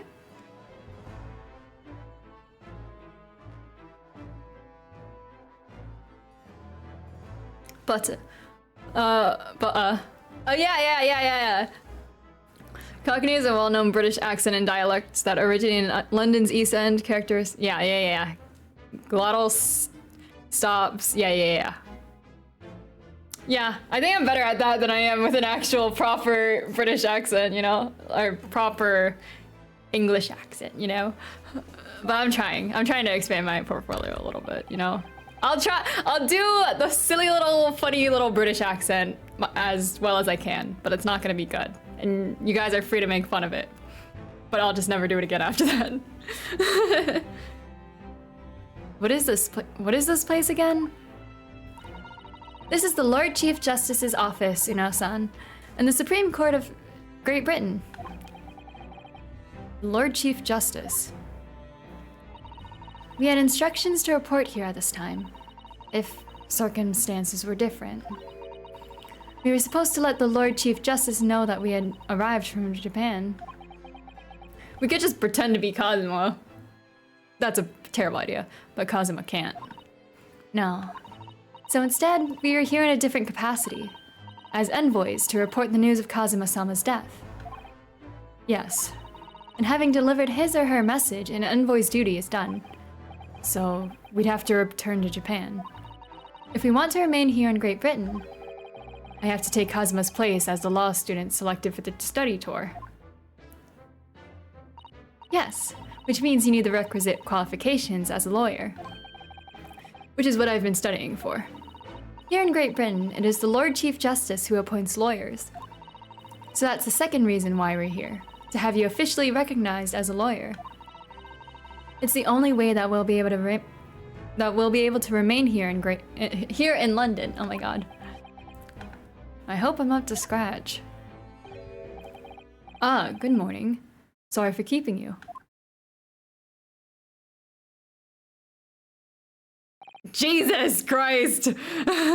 He's carrying British man number 1. Oh.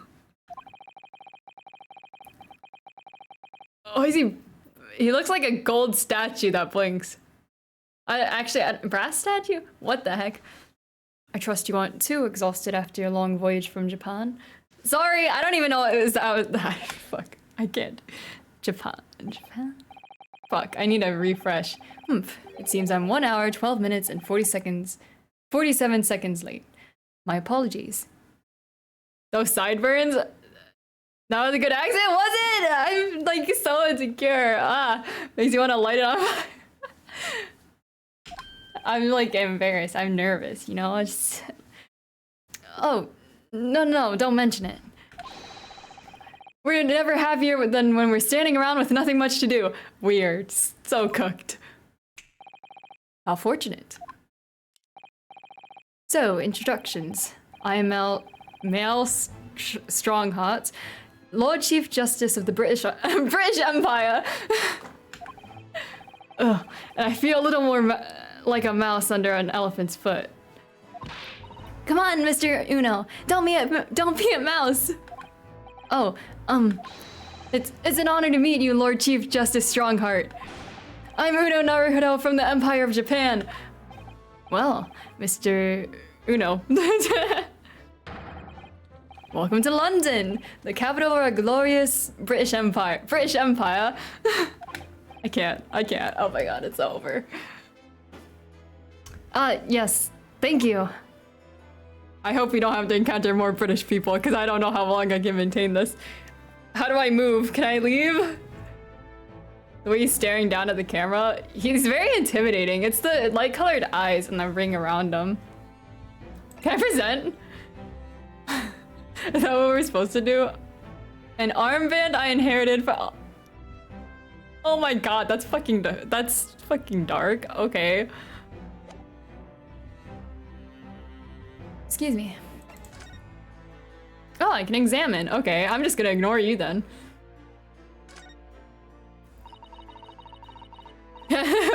He's staring us down while we walk past him to go look at his desk. Cosmo got looted. And we didn't even take the good stuff. We just took his armband. We didn't take his moving headband or his well, his sword doesn't even show up in our inventory. This must be the Lord Chief Justice's desk. I believe it's made of marble. It looks more like an over-the-top tombstone that's toppled over to me. I think that's your fanciful imagination at work again, Mr. Uno. It feels like everything that's normally made of wood and paper at home is made of bricks and stone here. Rock and stone. I know. That's why this place feels so overbearing, I'm sure. Candles? Just look at all the naughty books packed together on these shelves. They go from floor to ceiling. Actually, they don't even go up past that chair. And they're all books that you couldn't hope to come by in Japan. It's like a dream. Yes, a very bad dream. They're not all about British law either. There are books about the judicial systems of other Western nations. France, Germany, Spain, Holland. What about Russia? Why do you ask? I was wondering about asking the Lord Chief Justice how you say wardrobe in Russian. What do you think? That's a terrible idea. I think perhaps it's a thought best abandoned. Indeed. Can I put one of these on?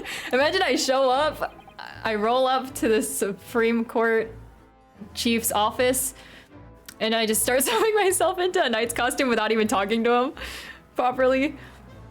Look at these menacing metal giants facing each other across the room. It's in her book. I believe they're suits of armor. Oh, right.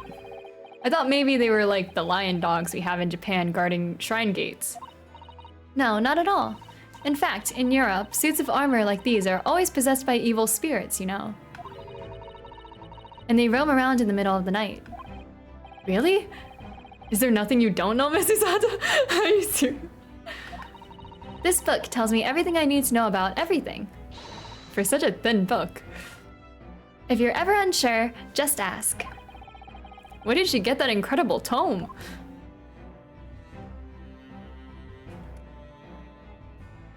Gears?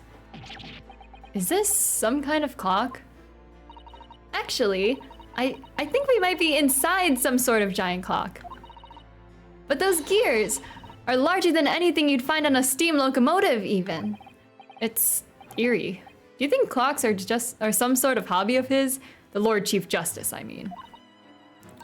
Well, boys do enjoy fiddling around with machines, don't they? I'm not sure you could fiddle with cogs that size. Imagine having your office in Big Ben. I'd rather not. It's actually probably tiny. It's probably tiny on the inside. Oh no, his office is probably tiny, and then the rest of it is just a big empty room, is what I mean to say. I'm not sure you could fiddle with cogs that size, and I'm certain you couldn't call him a boy. Still, it's amazing how little noise the cogs make, considering how large they are. There's actually something quite soothing about their precise rhythm. Could fall asleep in here. Not going to, but... We investigated that, we investigated sword, the night stuff, there's a hallway, very interesting, yes, yes. Everything is up to par. I was hoping that Herlock Sholmes would be like in the passageways, but I guess that's a bit optimistic. Okay. London! So, what are your impressions of our capital so far? How do you like London? Talk to the scary man. No, I don't want to because he's... I'm still nervous about the accent. Oh, help! I've been so nervous ever since I got here that I can't remember a single thing about the city. It's simply splendid, isn't it, Mr. Uno? Oh? We had a wonderful view of some of London's streets from the carriage on the way here from the station. Everything is so impressive and grand. I must say, I'm almost lost for words. I'm so glad she's doing the talking. I'm glad to hear you like it. The city boasts tramways, piped water, and gas, even cables supplying electricity. I don't know if I can do it. I'm too much. We spearhead every revolutionary new technology in the world. Every visitor in London is astounded. Oh yes, astounded is the word. Thanks for saving me there, Susato-san. And everyone seems so jolly and full of vigor. Including the scary man we're talking to right now, yes. Yes. There's much excitement about the upcoming great exhibition that we'll be hosting here in London. Accent is good, needs a bit of polishing, but it's good. Thanks. Coming from a British person, that means a lot.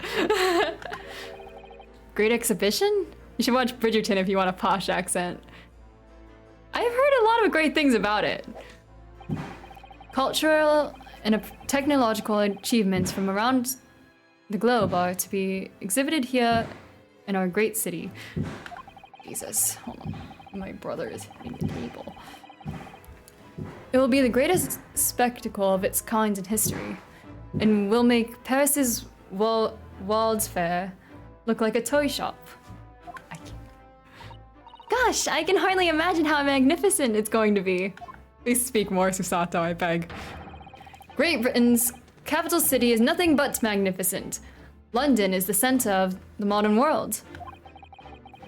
Even if you do say so yourself. The sun will never set on our great empire. Oh, perhaps it is fate in these progressive times. We welcome visitors from the land of the rising sun. Risings? I gotta refresh myself on that video. Who's gonna tell him? Lord Chief Justice, I think you were expecting a student of law for this study tour, weren't you? Absolutely. A Mr. Kazuma Asoji, if my memory serves. That's right. The British government has already been telegraphed a full report of the situation. I understand the young man lost his life aboard the steamship bound for our shores. That's amazing! The news reached him before we even arrived! My country naturally extends its deepest condolences to yours. I can't, it's switching back and forth is hard. Oh, thank you. And you honored this appointment specifically to inform me of the news? Yes. We are here in the capacity of envoys from Japan to report the sad news in person. They tell me you Japanese are a people of protocol and courtesy, and I see that it's true. And it is with some regret that I must inform you that the death of the young lawyer means the study tour arrangement can no longer proceed. If you would just hear us out, Lord Strongheart. What do you have to say, madame? It's about the study tour. Mr. Uno here would like to make a proposal. Would he now? Well, Mr. Uno? This is it then, the moment of truth. Continuing the study here. Deep breaths, deep breaths. He's gonna reject us or make us prove ourselves for sure. Well, obviously he's gonna make us prove ourselves, but the thing is, Lord Justice, Lord Strongheart, I was wondering if perhaps you would consider allowing the study tour to go on ahead. Don't misunderstand me. Britain would ideally like to see the tour go ahead. But without a lawyer from your country, there's nothing to be done. Well, in that case, what if there was someone else? Another lawyer from Japan, I mean. Yo, that's a scary cane. Why are you swinging it around? Is that something I don't know? Only a single lawyer was invited to Great Britain from your country. I can't. And that was Mr. Asoji, at least. That is what I've been led to understand. Well, the thing is, this really isn't going well at all. I just can't seem to find the right words to say this. I can't seem to find the right words to say to this man. It's too intimidating. Mr. Uno! I could ruin things here if I'm not careful. What am I going to say? You're not gonna make me choose, right? Are you kidding me? Wow! I wonder what to say.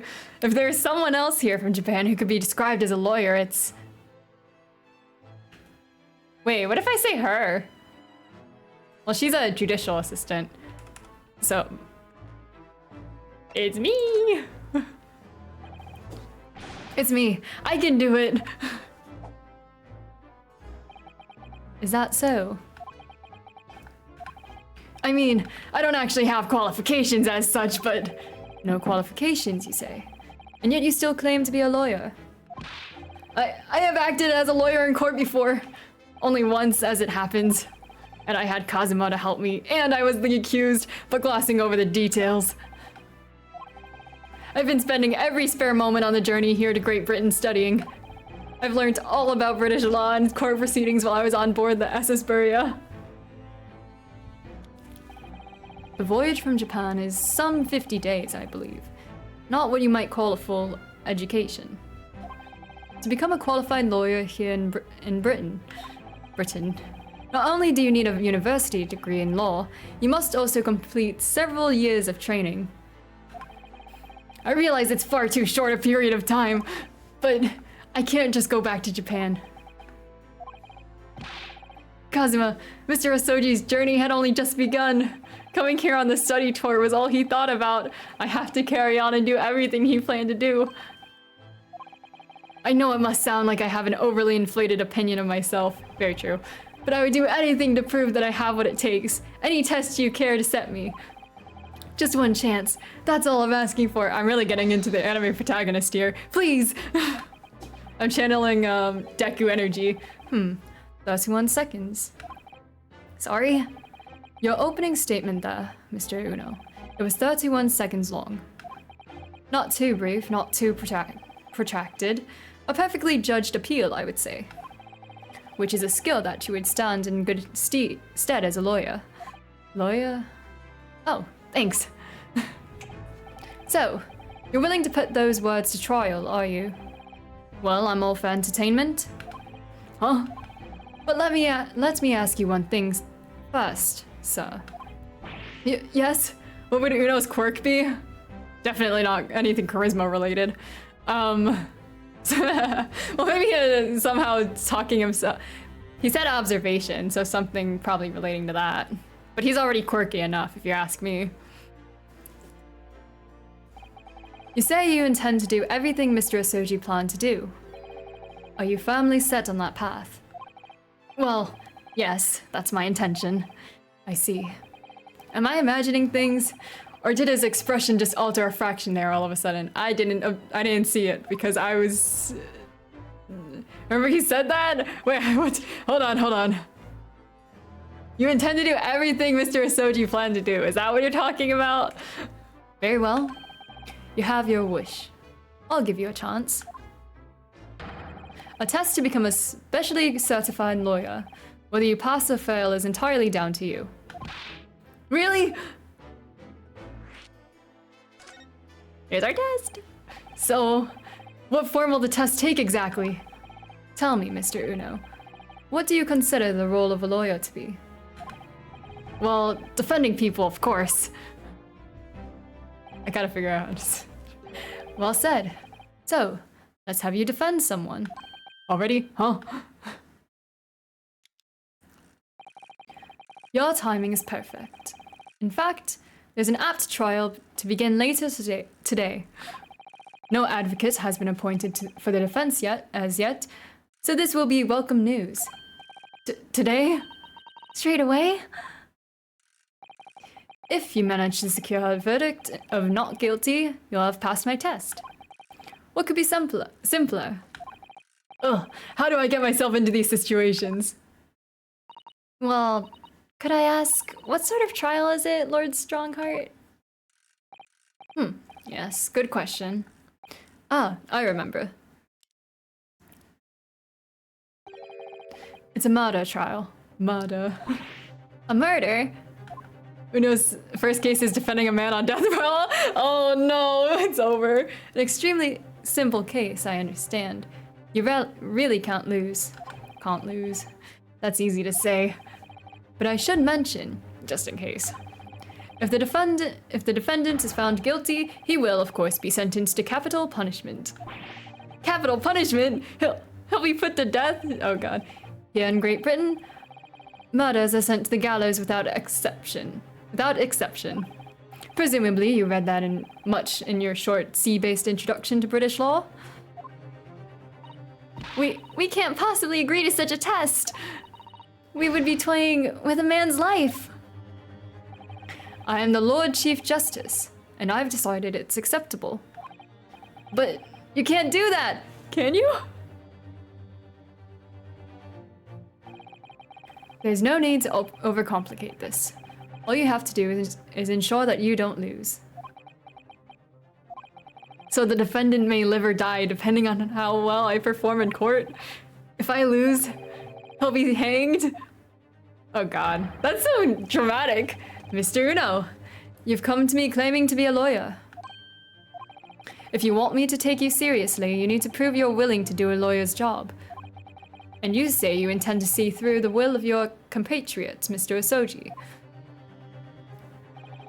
I would like to understand how far you're willing to go in order to make that happen. He's testing my resolve. What's the matter? You've fallen silent. I'm sorry, but time is pressing. The trial begins shortly. I need an answer from you now. What's it to be? Remember you said that 2 times? What do I say? Do I agree to this absurd test? I won't do it and then the credits roll. I'll do it, yeah. Put me in, coach. Alright then. If I have to give you a decision now, my answer is... I can't do it! I can't get the words out! 15 seconds. Your decision making needs work if you want to be a lawyer. That was too slow.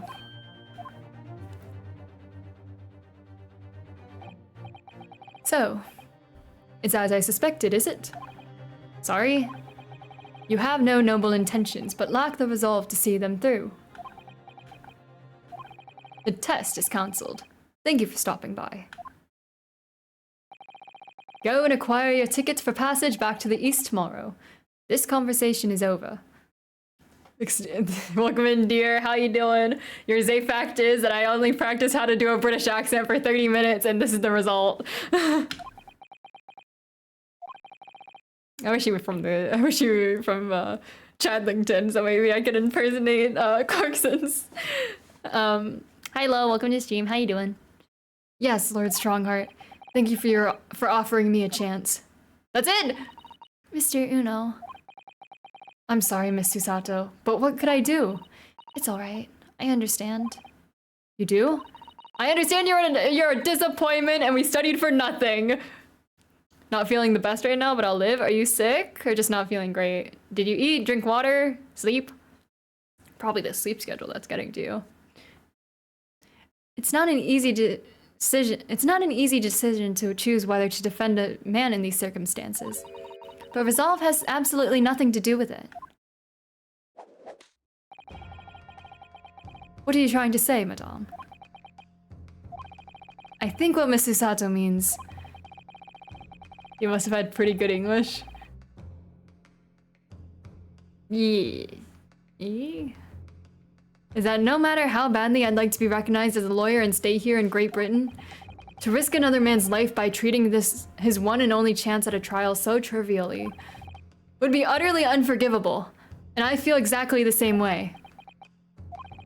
I'm sure the defendant won't see this trial as a test, as some kind of experiment.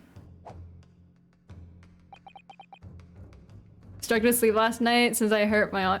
Oh, wait, how'd you hurt your arm? Oh, hold on, let me check my dinner order because I think we're doing that. What do I want for dinner? We're getting... maybe a shrimp fried rice. I'll say shrimp fried rice. Shrimp. Small. Shrimp. Fried. Rice. And edamame. Okay. Welcome to the stream, Say. How you doing? A lawyer may fight for his clients in court day after day. But for each one of those clients, the particular day they stand in the dock may be the only chance they have to fight to prove their innocence. Shrimp fried rice. Yeah, I hunger a little bit. I don't even know what I felt like having for dinner, but they decided on that, so. You're telling me a shrimp is gonna fry the rice? A shrimp could be frying his own brethren. Indeed. Fun fact, snow is slippery and my dumbass decided to run on it to chase my dogs. Oh no! Did you, like, break it or sprain it or anything? Or super bruised? I'm sorry for wasting your precious time, Lord Chief Justice. Was that the right answer? Wait, Mr. Uno. Wow, perfect answer. Oh, was there something else? It's approximately 20 minutes by carriage to the Old Bailey from here. If you leave immediately, you should still be there in time. But I just said that I was quite serious in what I told you. The defendant in this case has literally no one to advocate for him. What? At this point, he can't hope to find someone to represent him. The trial will begin without a defense. So tired, I just want to sleep. I feel that. I just landed out while trying to catch myself. Oh, I see. Over. Oh, and then wait, you have to ice it, I'm sure, to help it. Ooh, the trauma. I hope you feel better soon, though. Pain sucks. And if that happens, there's only one possible outcome. Your accent is getting better. Yippee! Just gotta keep refreshing it on bottle water. No, I'm just kidding. He will receive the most severe sentence the judge can pass down. But that's awful. But that is the truth. Why does it have to be like this? That's law, baby! Please don't expect an answer to every question. The cold, hard truth of the matter is that there is only one person now with a chance to save this man from a very miserable end. And that is you. I really his only hope. We're cooked! He's gonna die! So, kind of like his outfit. Are we gonna catch you checking this out? Honestly, Halloween? Question mark? Honestly, new work uniform? I say we bring it back. Zigzag stripes and all. what do you say now, madame? Me? What do you mean, Lord Strongheart? You said it wasn't an easy decision to choose whether to defend a man in these circumstances, and I agree. But in my estimation, it is purely and simply a matter of resolve. Oh! So tired, I just want to sleep? Then nap. Do what you need to. Although I'm assuming you're at work, huh? Our time is up here. I have a meeting to attend. I must leave in 2 minutes and 16 seconds. So, venture on into a great city and enjoy yourselves. I can't. Oh my god. This is great practice, though. You guys just have to suffer through it. He's gone. The Old Bailey. All right, we've got this. If we're going to do this, Mr. Uno, we must leave at once. Okay, let me examine the rest of the room. No, I'm just kidding. Can I converse with you? What to do? Mr. Sato, can I just ask you something? Careful! From this position, I can perform a Susato takedown in an instant. I know. Mr. Uno, you heard Lord Strongheart. The trial starts immediately. Have fun doing accents. Are you good at doing other accents? If I need to throw you, I will. You know, you could just say, I think we should hurry to the courtroom.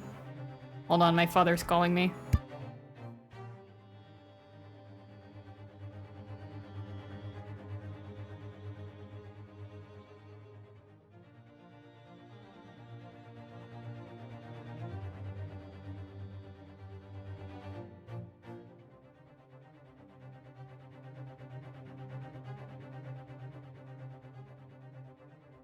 Okay, my father is just asking about meds.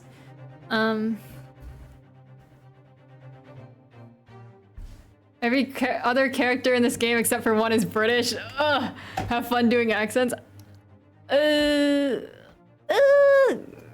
mean, I've accepted that. I've accepted now that I'll have to do a British accent. Maybe the next one will, but I only know the one. I don't know other dialects, you know, or other accents to do besides that default one.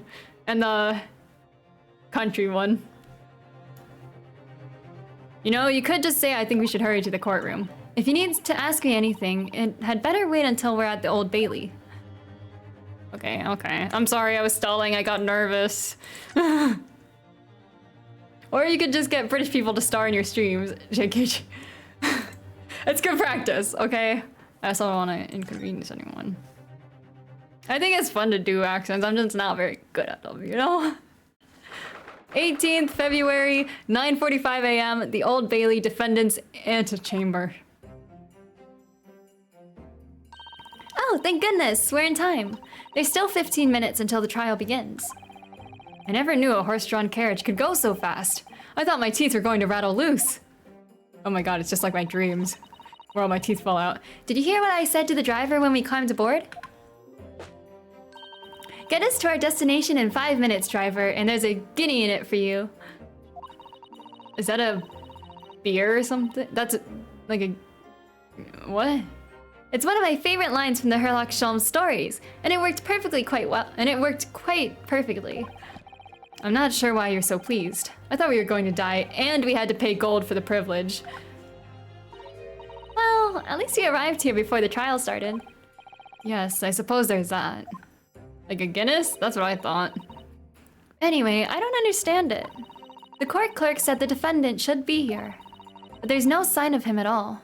A guinea is an old coin, I believe. Can't remember how much. Oh, I see. That makes sense. They did say gold, so maybe he's like hiding under the couch or something. So this is the Old Bailey. Even this room for defendants to wait in is grand. Are you all right, Mr. Uno? I'm feeling tense, that's all.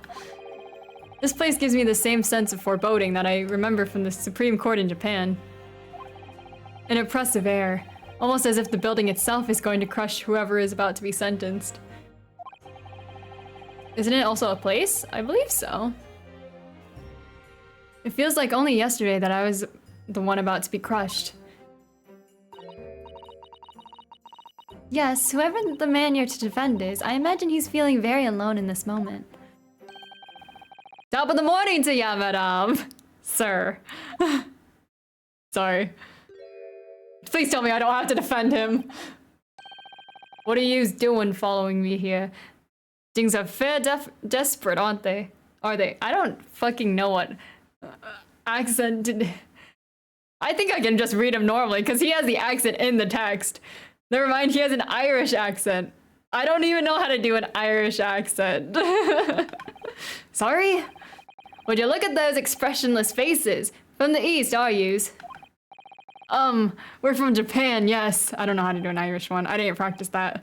Ah, Japan is it? Right, say no more.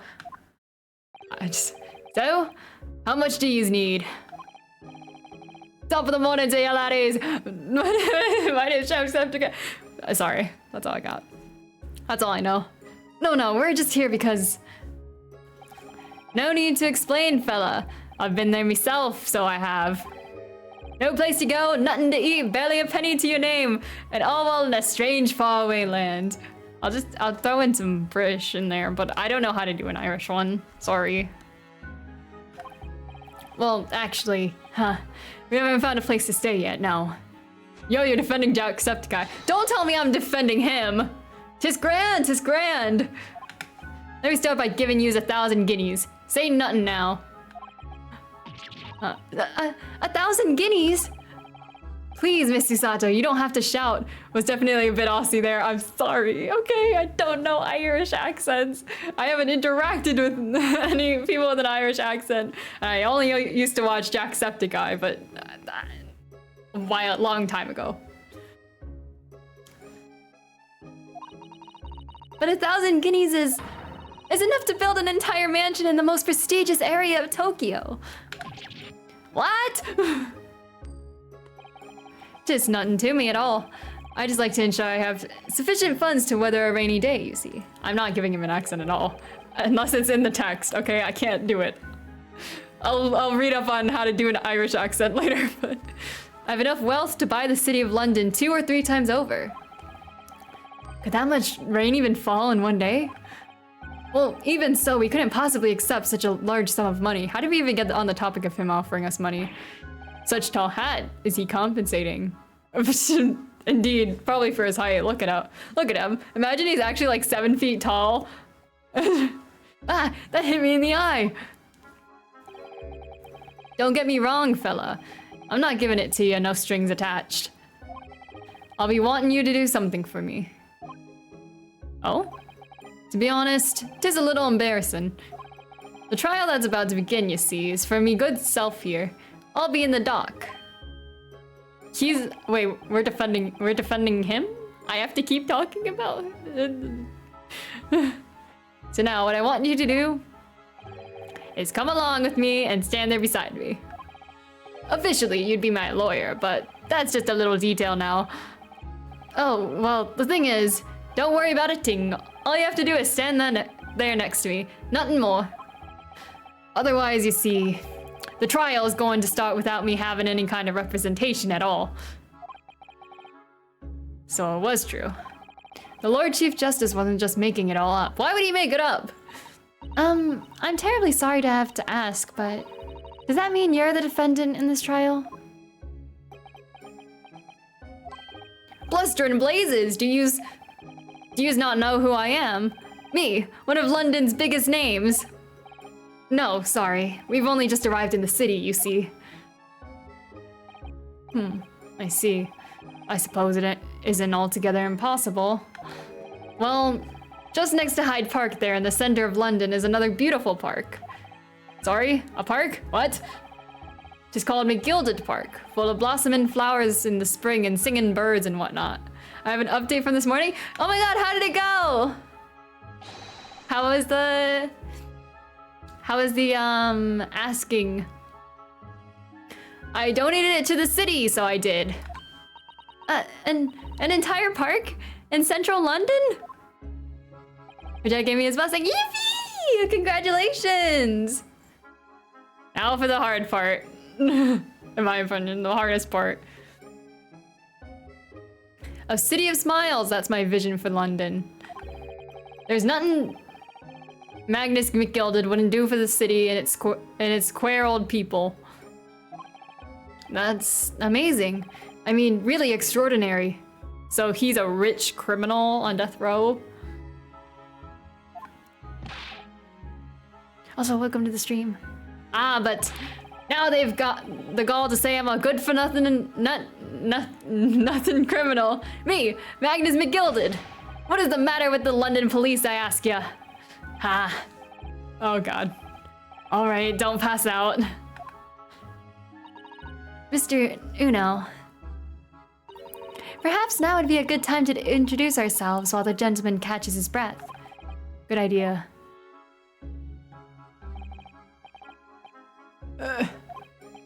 Mr. Gilded, the thing is, we're actually here in London to study British law.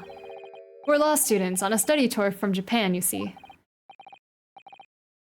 So, if you don't have a lawyer for the trial yet, and you'd be happy to put yourself in our hands, we'll do our best. What was I saying? What was I after saying, you daft Egypt? I've given you 1,000 guineas to stand up there next to me, haven't I? Well, yes, but I wasn't really offering to just stand up there next to you. Okay, he's composed. Oh, I think I see what's going on here. Sorry. I know what you're thinking. This chancer of a fella claims to have more money than the queen. But if that's true, why the blazes can't he hire the finest lawyer in all of England? Because he did it! That's the only explanation! Well? Well...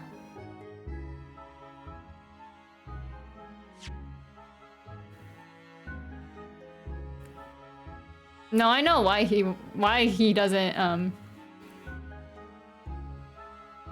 Don't I know why he doesn't have a lawyer? No one wanted to defend him? Well, exactly. Let's just say that. Yes, exactly. What now? Well, like you said, if you have all that money, but you don't have anyone to represent you in court, there's no other logical conclusion than that you're guilty of the charges. Wait, that's not right. I shouldn't have said that. Well, you call a spade in the East, so you do. Oh, I'm sorry. I didn't mean any offense. I still can't express myself very well in English, you see. And I'm never sure what's acceptable to say and what isn't, so. Is that so? Because you sounded fluent enough when you were telling me what a blackguard I must be. I'm terribly sorry. I don't think I should have said that. Oh well. I don't think I get a strike for saying the wrong thing here. I can't blame you for thinking it, fella. It is a little strange, to be honest. Why you don't have a lawyer, I mean. That would be the fault of the Reaper. Sorry? Did you just say Reaper? Aye, the Grim Reaper of the Bailey, Lord Beric von Zeeks. He's the prosecutor. The prosecutor is the Grim Reaper? When Van Zeek stands for the prosecution, they call the accused his sacrificial lambs. Tee-hee-hee, you'll soon meet the Reaper. I doubt he's hot. I'm not even gonna ask. The Sims came out with a life and death pack recently, and you can romance the Grim Reaper now, and people are going crazy, but...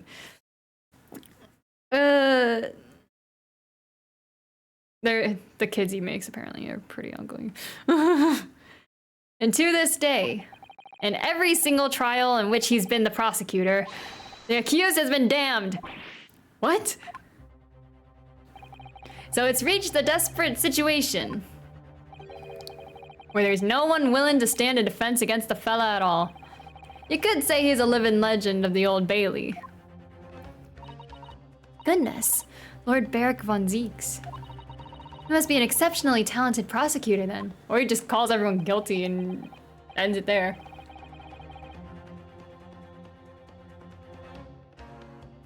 Talented isn't the word you're looking for, madame. It's cursed. Cursed? What on earth?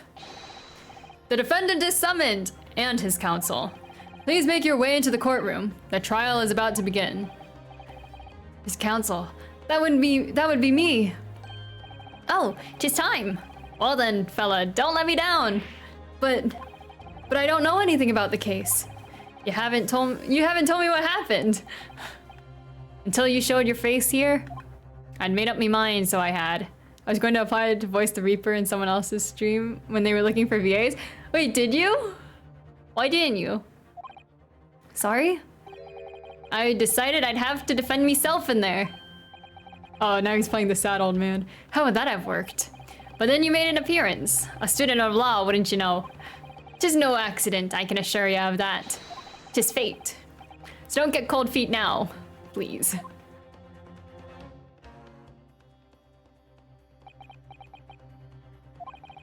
I literally know nothing about the case, or about this man who stands accused. My schedule don't work out? Oh, man. I hate when that happens. In fact, the only thing I do know, I wanted to participate in Valentine's Halloween drama event, or at least audition for it, but I didn't have time either. So sad. The only thing I do know is that I can't just turn my back on him.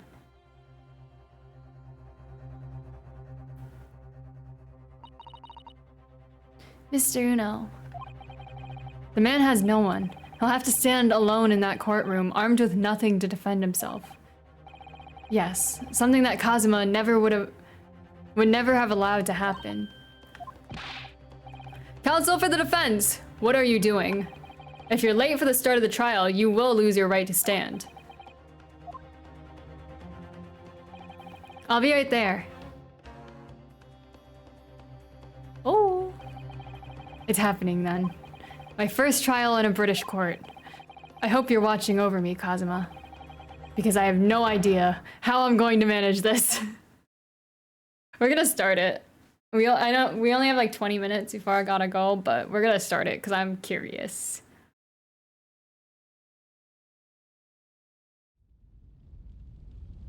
Oh, wow! Wait, I recognize this! I've seen this before, I think. 18th of February, 10 o'clock a.m., the Old Bailey courtroom. Oh yes, I've seen a picture of this before. So this is the highest court in Great Britain, the Old Bailey. The centuries of history in this place is palpable, isn't it? It's so different to the Supreme Court in Japan. Much more intimidating. It feels both imposing and serene at the same time. The atmosphere almost makes words redundant. Whatever the country, determining a person's guilt or innocence is always a solemn affair.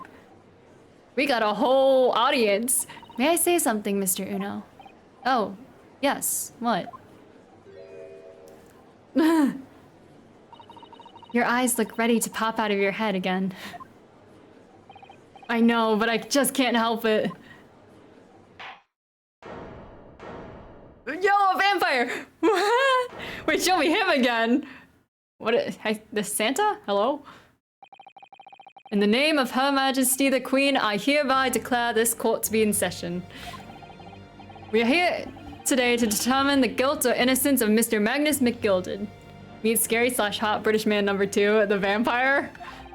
I now call upon the counsels for the prosecution and defense to declare their willingness to proceed. The prosecution is... Oh! Okay, the scary man is vampire, got it. The prosecution is fully prepared. I should say it in a deeper voice for him. That must be the Reaper of the Bailey. He really does look fully prepared to dispatch his next poor victim to the underworld. And he's looking, he look hot doing it. I thought Inspector Hosonaga was fine, but damn. Counsel for the defense, you appear to be Eastern. Do you speak English? Huh? Oh, yes, of course, sorry. But he asked if the defense was ready. And I couldn't be further from ready if I tried. Those eyes please me. Huh? I don't know what that means. They shroud your fear, your doubt, your trepidation. They run wild, clinging to some phantom notion of courage. The quintessential look of a sacrificial lamb. His eyes! Oh my god. Ugh, a cold shiver just ran down my spine all the way to the tips of my toes. Now, Mr. McGilded. Yes, my lord? You stand accused of murder, a capital offense. You should be sent to the gallows if found guilty. Are you quite sure you wish to entrust your defense to this foreigner? As I've already said, my lord, 'tis a grand thing to give opportunities to the young. Even if the fella is a student from some little island off in the Far East. It is not the British way to ignore the dangers to yourself and give those less fortunate a fair chance. Jesus. I'd like to think that acts of chivalry do the great British Empire proud. Listen to Mr. McGilded. What a fine gentleman London has in him. Did you hear that he donated 5,000 pounds to the government the other day? Oh, shit. Sorry, I didn't know that. Apologies. It seems as though everyone in the public gallery is firmly behind Mr. McGilded. I really didn't know that. Sorry. That's definitely welcome news, and he certainly has a way with words. I'm surprised he couldn't convince anyone to defend him, even with all the money he has. Eloquently put, Mr. McGilded, and most laudable sentiments. I'm not... Now, ladies and gentlemen of the jury, I'm sure I need hardly remind you. Oh no, it's so good. I think it's widely accepted now. Still, I feel bad. That you 6 members of the public have been selected for your impartiality. Are you ready to proceed? Oh my god, look at this cast they got here. Is he allowed to have a woman in court? Quite the cast, oh my god. Yes, my lord. If the task is to send rotters to the gallows where they belong, I'm more than ready. God. At the... Do I have to do a British one for all of them? You won't get cancelled, no? Okay, thanks.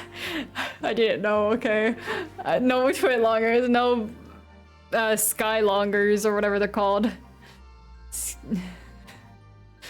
At the manor, his lordship always said we should dispose of rubbish promptly. Naturally, I agree. Ha! Any criminals here will soon be wishing they never set eyes on me. Yeah, don't say anything. Thank you, thank you, thank you. Don't say anything either, please. I fail a chill. Oh, don't mind me, my dears. I'll just be getting on with my knitting. Must finish these mitts for my grandson. I don't know what to give him. I don't have any variation in my normal voice, and I can't have variation in my accent. Oh, it's tragic. Mr. Naruto, these people are... The jury, yes. That's something we don't have in Japan yet. That's right. I've only ever read about it. But here in Great Britain, the court's final decision depends on the opinions of these 6 jurors. The judge passes sentence according to the law, but the jurors determine guilt based on common sense. So the defendant is ultimately judged from 2 completely different points of view. But how exactly do the jurors give their verdict? That I don't know, but I'm sure it will become clear as the trial progresses.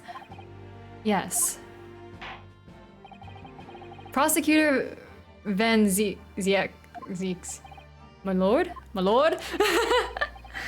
It's been a number of years since we've seen you here in the courtroom. I thought you'd renounce your fame.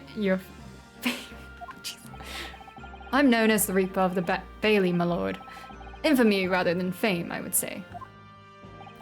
But yes, 5 years have passed since I last spread my wings in this capacity. So, what brings you back? I don't know if I can keep this up. Is there some change of circumstance of which the court should be aware? I'm not doing the judge one. Okay, I'm not doing the judge. I'm gonna use my load of it and not give the judge an accent. He can spread his wings to me, hello? Spread more than just his wings, hello? I leave that to your imagination, my lord. So the Reaper has been out of action for 5 years. And now he's back all of a sudden? Why did he have to choose today of all days to make a comeback? Don't lose heart, Mr. Uno. As you wish, sir. The court nevertheless welcomes your return. Now then, opening statements, I think. A summary of the case, if you please. Certainly, my lord. As your lordship is aware, this is a case of overwhelming simplicity. Damn, she's speaking such truth. Such truth! We must be the only ones in here who aren't aware. Wow! The incident took place in the late evening, 3 days past. The hour was some minutes after 10. Late evening. The victim was a maker of building bricks known in the community as Thrice Fired Mason. Sorry? Thrice fired. Why today of all days indeed? Because we're just lucky like that. He was a very accomplished craftsman. The bricks he fired were said to be indestructible. What an ugly hat. That in and of itself is a crime. The victim's corpse was discovered in an omnibus in service on the streets of London at the time. A dagger that had been thrust into the victim's abdomen is believed to be the ultimate cause of death. Here is the autopsy report from the investigating medical officer at Scotland Yard. Thank you, counsel. I should accept that and the photograph as evidence. The autopsy report has been entered into the court record. Yippee! The photograph of the crime scene has been entered. Yippee! And one further item of evidence. Can I see the court record? Thanks. Oops, wrong thing. Oh my god, maybe it has something on it. The accent is getting better trust. Thanks. You're gassing me up. Appreciate it. I need it. These are the scales of justice. They're a symbol of the defense, aren't they? Yes, that's right. The scales are a symbol of fairness to show that all are treated equally in the eyes of the law. And they're a warning to those who enter the courtroom without an impartial mind. But if they're the mark of the defense, it would be more auspicious if they were weighing more heavily on the not guilty side, I think.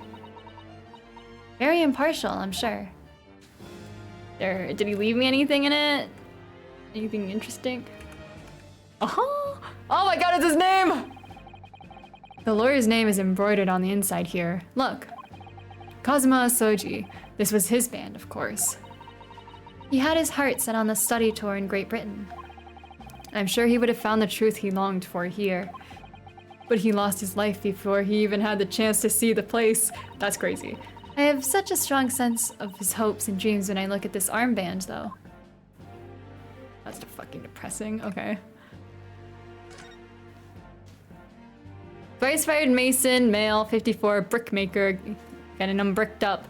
Stabbed once in the abdomen with a knife while journeying in an omnibus. Died due to internal hemorrhaging resulting from the trauma.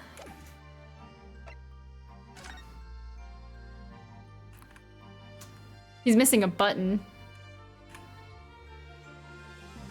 Just a note. Fancy knife. Missing a button. Is he missing an eye too, or is that just the way he looks?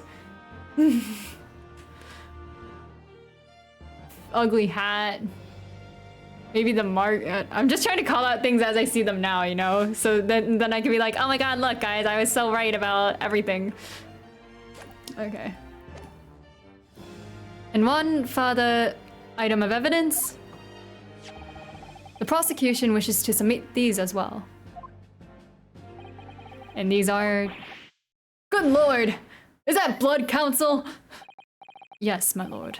Seized by a policeman who arrived at the scene. These gore-soaked gloves were taken from the hands of the accused when he was arrested. What? Mr. McGilded's gloves had blood on them? Bullshit. Yes, I will accept these as evidence as well. Okay, wait, hold on. How did I get into this? For a guy stabbed in the stomach, not a lot of blood. Maybe it was more than just the stabbing at play. So that is a right-handed glove with blood on it, okay. I can't find anything out of place. Here, my guy. This is definitely blood, isn't it? Not the most pleasant sight to be confronted with on our first day in London.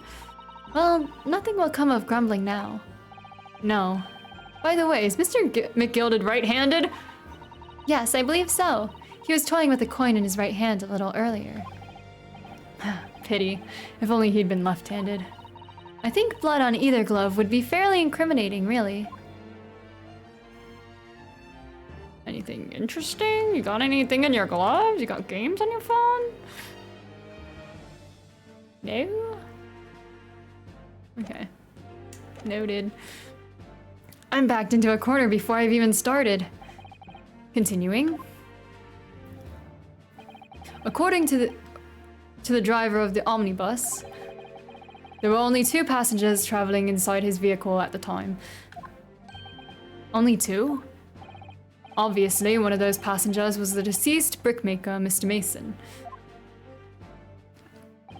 The other was me! Was the accused, Magnus McGilded.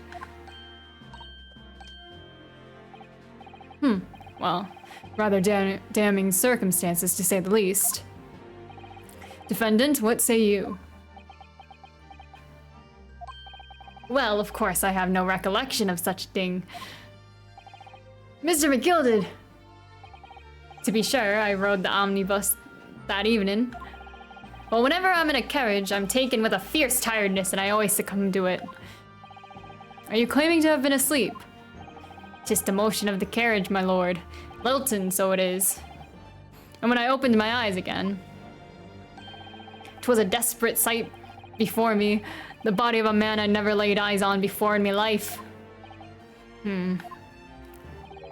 Now I ask yous, what good-hearted soul wouldn't rush to help a fella bleeding from his stomach?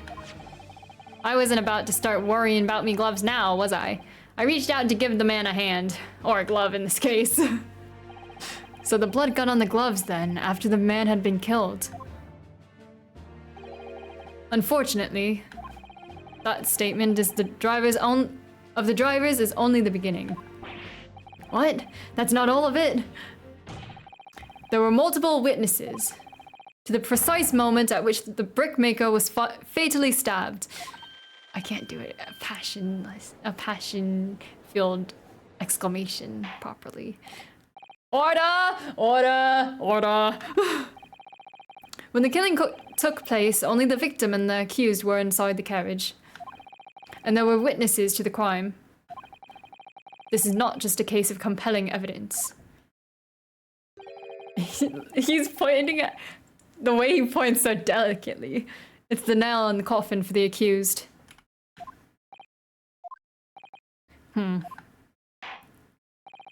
Thank you, counsel. The circumstances of the crime have been made quite clear.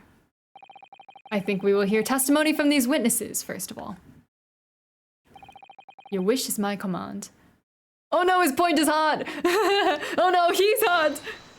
Bailiff, bring the witnesses in at once. Yeah.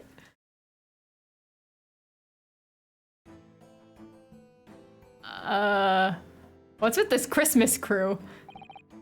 Witnesses, your names and occupations. To be fair, abdominal cavity is large. Blood can pool in there. Was that even legal back in the day? Have a juror record the words going on in a trial? I have no idea. My name is, well, everyone calls me Beepo. Beppo? Beepo. I think Beepo is cuter. He looks like the Nutcracker, you know? I drive an omnibus in the East End. Bruce Fairplay. I'm a banker in the city. I can't. My name's First. Lady First. A lady first! I make hats for gents. Ladies first. Ladies nuts on your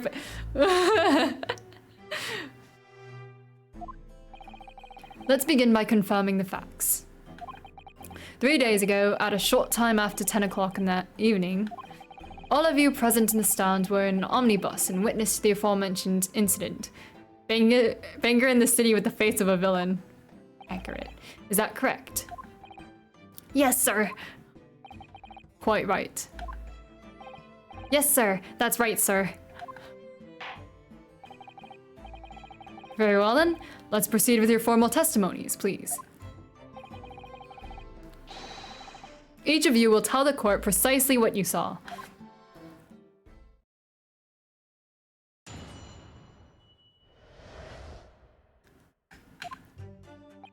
It was the last bus of the evening, so I had few customers.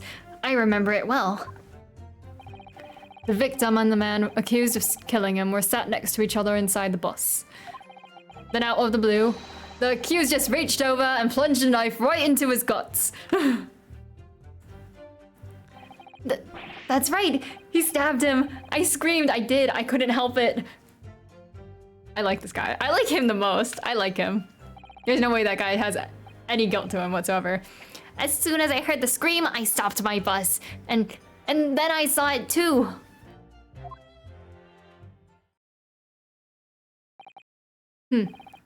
Unambiguous testimony, I must say. Aren't you supposed to take them up one by one? Exactly, my lord. These men witnessed the incident. Witnessed the incident in the omnibus with their own eyes. Okay, I screwed up there. Whatever. I'd like to ask a question, if I may. Yes, counsel? Well, the testimony makes absolutely no sense to me whatsoever. Why not? Well, the incident took place inside a moving carriage, didn't it? As has been clearly stated from the outset, yes.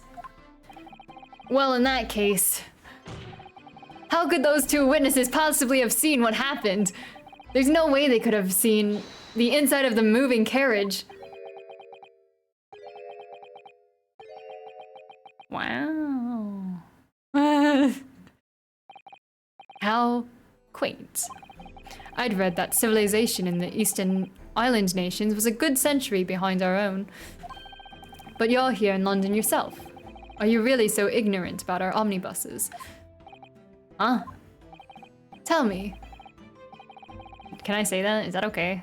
I know you said it was derogatory before, but... Hold on. Father calling.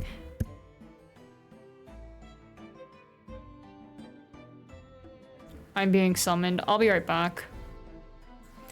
Teehee, one sec.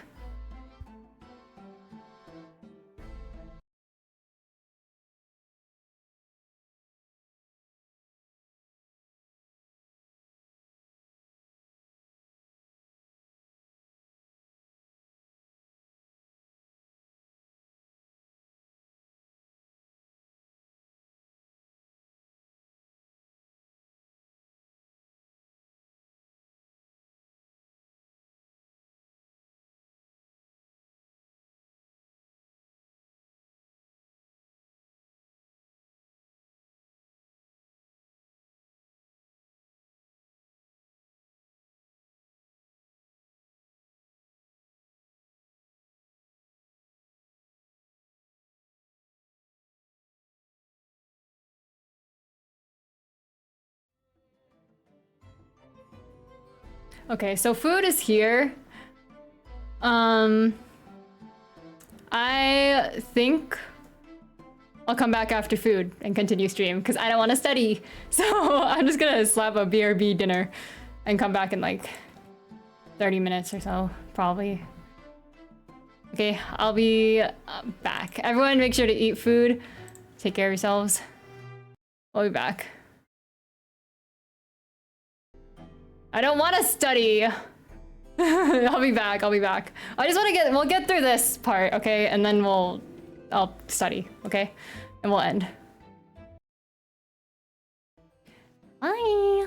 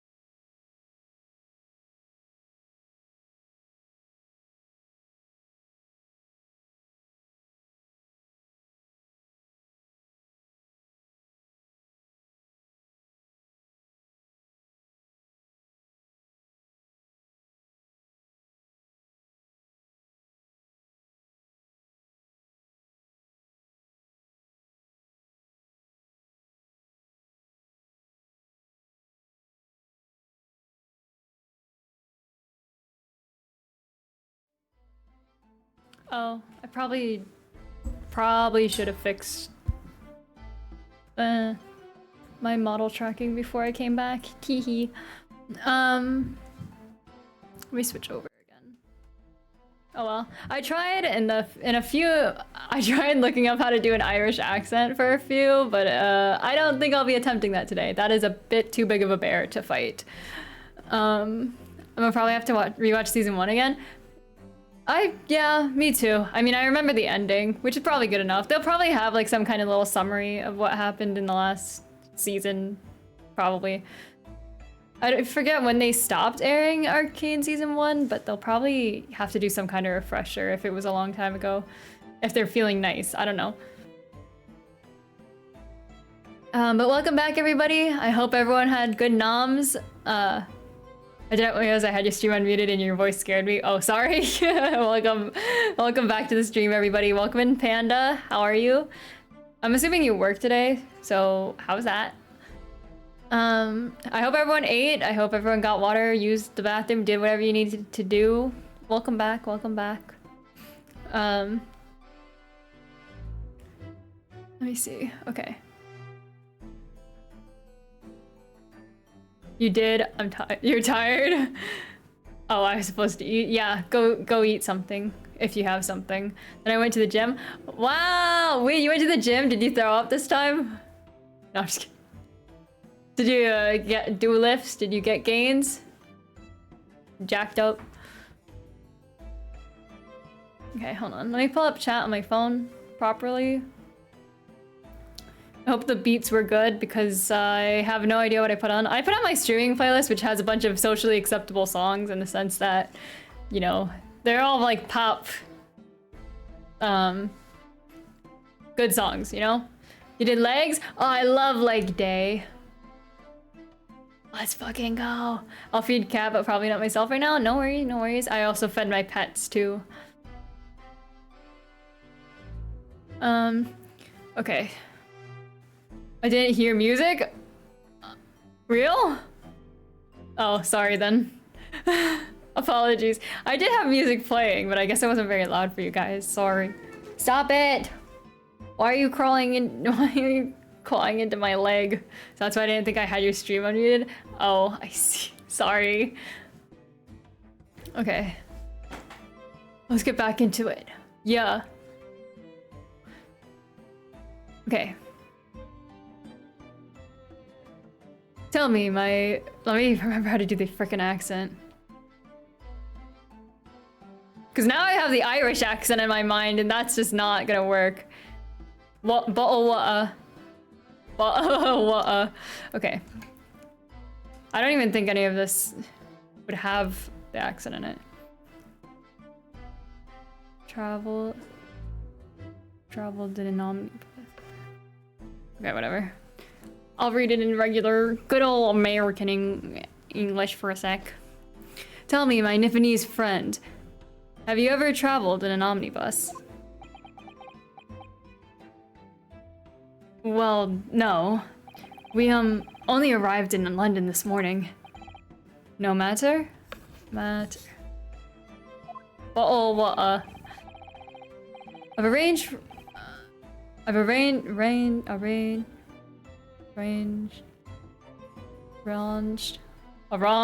orange. Ugh.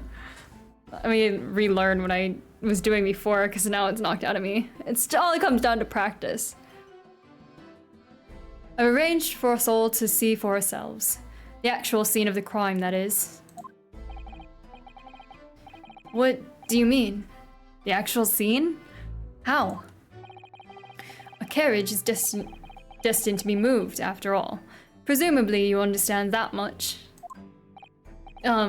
Yes. The omnibus in which this bloody crime took place is here today, in this very building. Here? What? The entire carriage? Oh my god, a tour. We gotta take a tour of the bus. Bailiff! Bring forth the stricken omnibus. We gotta take a tour of the bus? Oh my gosh. Wow, okay. They fit that into a courtroom. Okay. So that's an omnibus. The omnibus. I can't believe they could bring something so enormous in here. I'm surprised it got past those doors. Great Britain's courtrooms are amazing. As you can see, the omnibus is pulled by 2 horses which can carry up to 8 passengers. Wow, what a cute drawing! 4 passengers seated inside in the enclosed cabin, another 4 on the rooftop deck above. Every Londoner knows that the best views of the city's architecture and sights are to be had from the top of an omnibus. And I should point out to our foreign guests, wow, that there is a skylight in the roof, allowing a view of the interior from the seats above. I'll get back into the British accent. I'll figure it out. Ah, a skylight. Oh.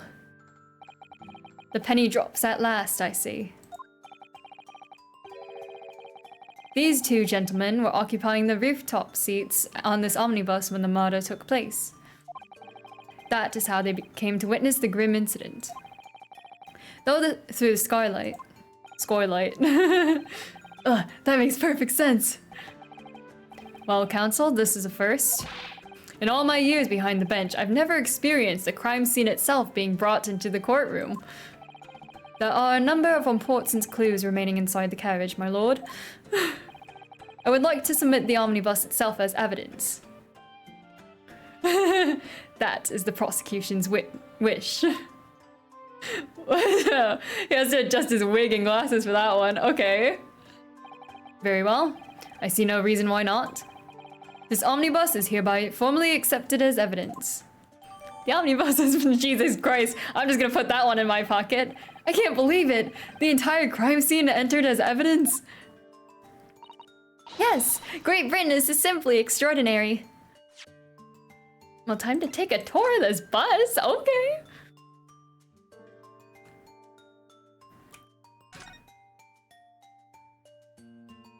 Job masters. Well, let's open the door and go inside, shall we? Ugh, the scene of a murder.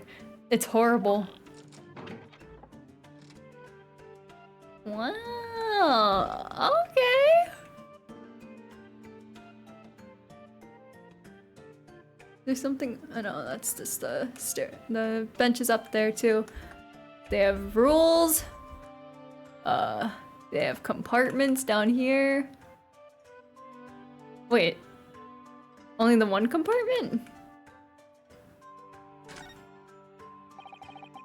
This seat has a handle, it seems.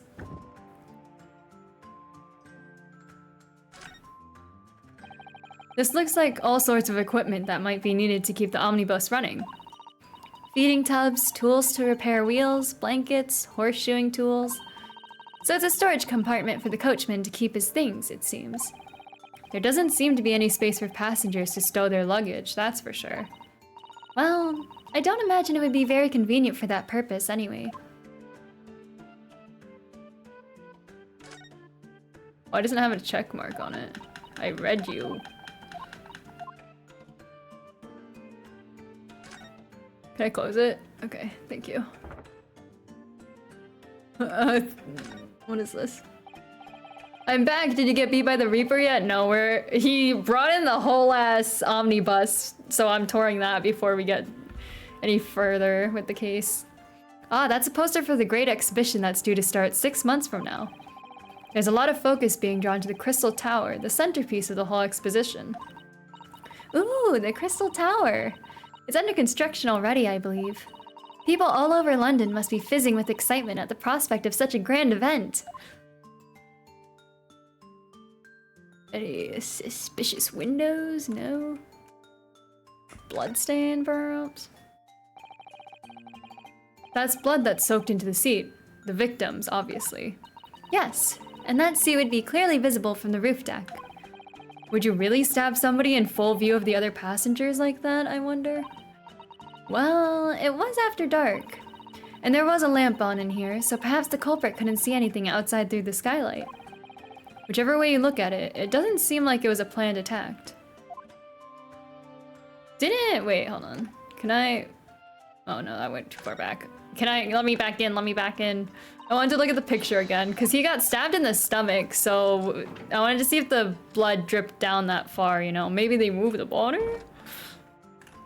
But that's just a game theory. Ah, that's a poster for the Great Exhibition that student- wait, did we? Oh. I guess they both are still- they have the same poster, okay. Let me out! That's a light. That's a ladder to get up. 418. Phoenix Wright. Phoenix Wright? Isn't that a... isn't that a game name? Ace Attorney Phoenix Wright. So this is the roof deck of the omnibus. Oh, you must have a wonderful view of London streets from up here. So people sit all the way up here on bitter winter nights with the cold air rushing past them? And they have to pay money to do so? I can't imagine how cold it must feel. That just made me think of something horrible. Phoenix Wright, huh? It was on the sign. Can you imagine being dragged around in the city in the cold, in the freezing cold as a punishment? Perhaps that is the real price you pay to stay out late. Can I keep looking up there? You got anything else up there? Got any games on your phone? Is that, hold on. I think it's all the same if I click up there. Okay. All of that's the same. I don't know if there's anything interesting to investigate otherwise. I could help myself a lot by giving that omnibus a thorough examination, seeing as it's here. Which I just did. Let us continue with proceedings then. Your cross-examination, counsel. Pray don't expect this nifty stray to understand the intricacies of a British court's cross-examination rights. I still don't know what we're doing. All right, my first cross-examination in a British court. So professional. Focus, Uno. Focus! Right, let's see if I remember how to do this. Press everything, right? It was the last bus of the evening, so I had few customers. I remember it well. Hold it! Press everything, right? That's the rule? Yes, I think it was sometime after 10, wasn't it? Oh, yes, sir. That's right, sir. Yes. Ever so cold it was, sir. Freezing, in fact. Press everything, rah! And you had 4 passengers on board at the time, is that correct? Yes, that's correct, sir. Not all traveling in the same parts of the bus, of course, though. No. And there were no other passengers when the incident took place? Beppo, my beloved. I'm calling him Beepo. I don't know if that's actually that's not how you pronounce it probably, but I'm going with it. You're quite right with that, sir. No other passengers like that, no, none. So nobody fled the scene of the crime then? I have to say, the boss insists on it running. He does every evening, that last bus of the day. But I do wonder sometimes if it's altogether worthwhile. Yes, sorry to say. What do you mean by that? Well, with it being so cold and everything and only making 12 pence on the run, you see. Yes, I spend that much time at the pub at home just trying to warm up again. The victim and the man accused of killing him were sat next to each other inside the bus. Then out of the blue, the accused just... Oh shit, I skipped it. Teehee, can I go back?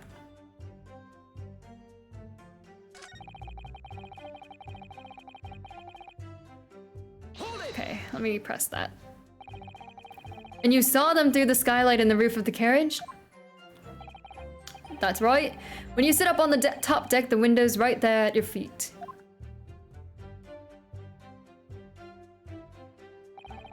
There was a lamp on the inside, so I had a pretty good view. Look at them with their hands pleasantly folded in their lap. The 2 of them were wearing hats, and I couldn't quite and I couldn't exactly make out their faces. But there's not a shred of doubt in my mind that it was Mr. McGilded. How can you be so sure? Well, how can I put it politely? McGilded is a gentleman of rather small stature. I couldn't have mistaken him for anyone else. Let's not forget that when the vehicle came to a halt, the only people inside the enclosed cabin were the deceased Mr. Mason and Mr. McGilded. There is no room for doubt here. Yeah, ha. I don't know. Oh, I really wish there was. I don't know, that man looks kind of tall in the flashback. Then, out of the blue, the accused just reached over and plunged a knife right in his guts. Right in his guts. Whoa, shit, I pressed this again. Oopsie. Sorry. Oh, no, I didn't mean that. I've really got his back. Oops. I didn't mean to press you again. My lord! Is it because I accidentally pressed twice? Juror number 3? What's the meaning of this? My mind is made up, my lord. Completely and utterly made up. Made up about what? I don't like the stinking rich. Never have. They're always up to something, or rather that, or other that they shouldn't be. Every one of them. Every one of them. And that little leprechaun of a man is no exception. Well, he can't fool me. Are you kidding me? You can just do that? There's no point in wasting time listening to any more of this. That's my opinion on the matter anyway. I can't. Fucking accents, man.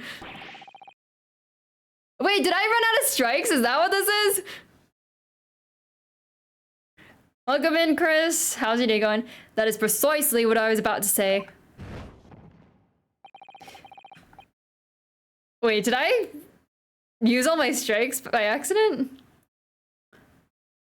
As the foreman of the jury, it's my duty to set a good example to my fellow jurors.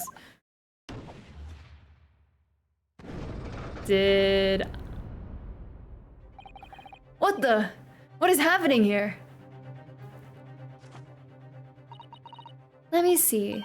Yes. It seems that's how the members of the jury give their verdicts. With fire. As many times could you say? Listen, I didn't notice if I didn't use up all my strikes, right? I still had 2 left. It's scripted, by the way. Thank you. Okay?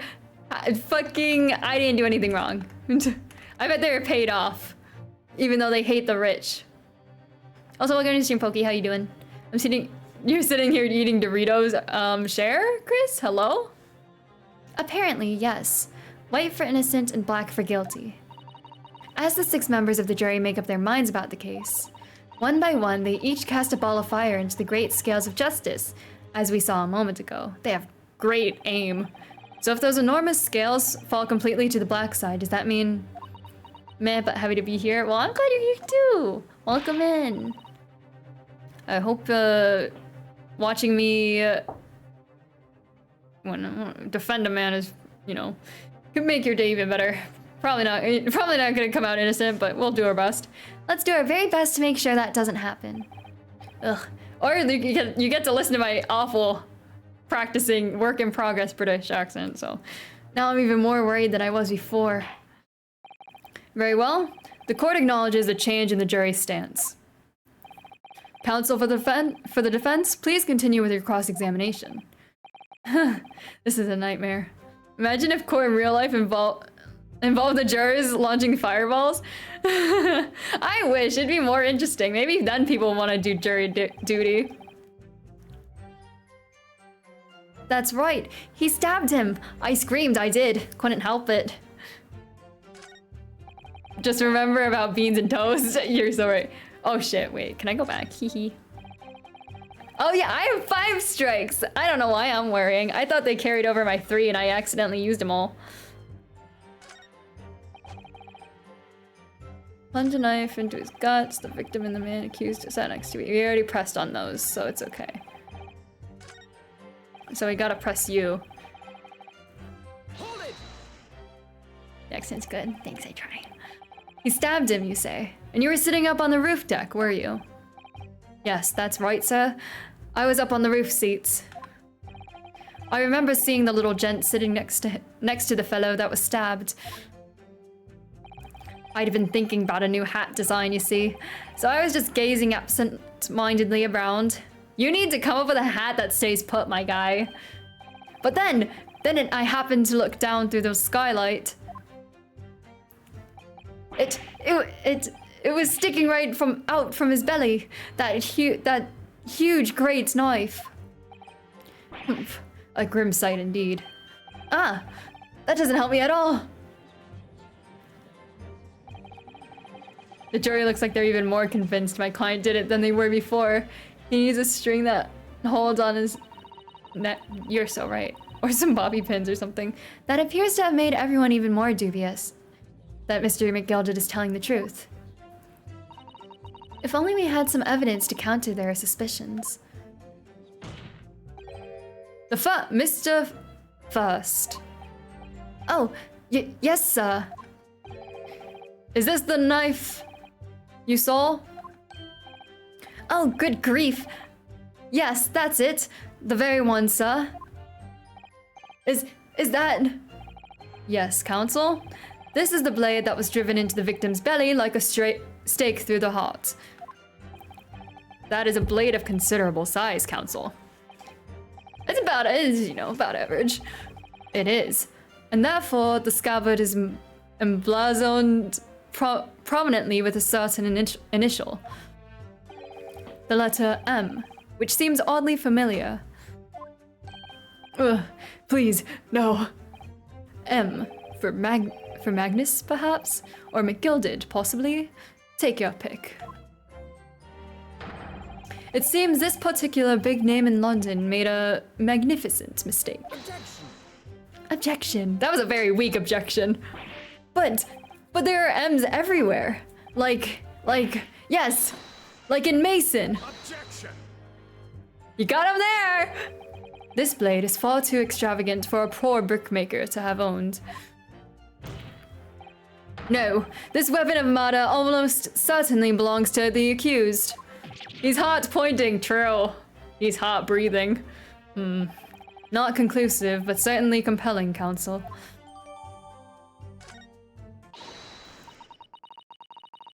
My lord, if you'll forgive the interruption. Hold on. And pardon my interruption. I need to have a look-see at this little blade here. It has a horse. Oh, I can investigate whatever this is. That part is the sheath, isn't it? Are you all right, Mr. Uno? Oh, sorry. Yes. I just don't really like blades. Oh. Those don't seem like the words of a man with a large katana slung from his waist. That's not a blade. That's Kazuma's soul. It's not a pebble. It's a rock, or whatever he says. Anyway, there's no sense in delaying it. Let's see what the blade looks like. Oh, that's blood. Ugh, that looks like a lot of blood. It surely is blood. The victim's. Ugh, an Englishman's blood looks a lot like a Japanese man's blood. Did you think it wouldn't? Sorry, it's just that we've only just arrived here in Great Britain. I'm finding it a little hard to adjust. Yes, I do understand.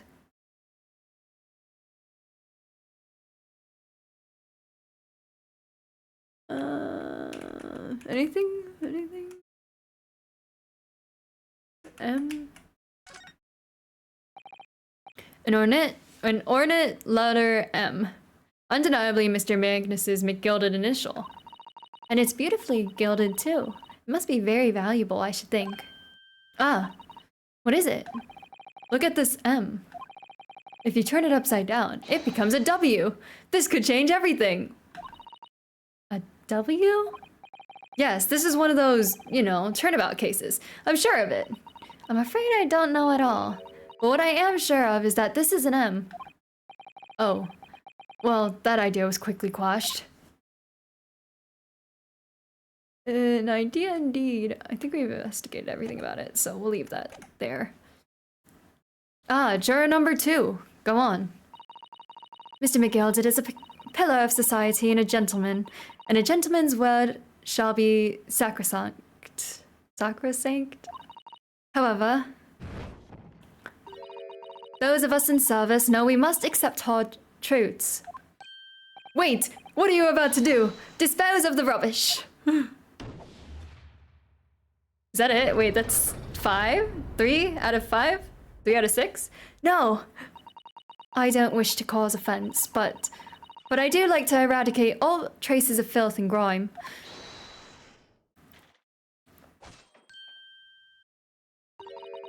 I have painstakingly typed every word uttered here today and cross-referenced all the facts. As such, I am now in a position to draw the only logical conclusion.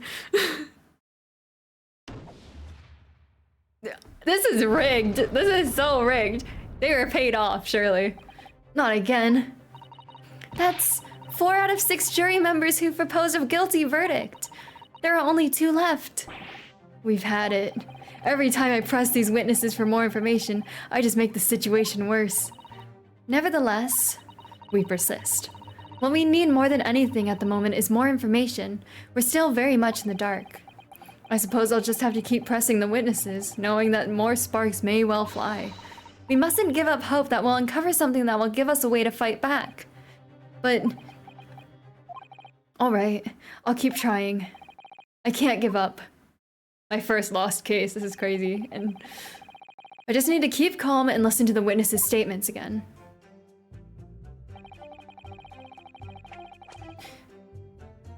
As I heard the scream, I stopped my bus, and then I saw it too. Press you on that. This is the last thing I can press you on, so, what exactly did you see? Oh, well, sir, that would be the passenger, sir. Yes, collapsed on the floor he was. I could look around.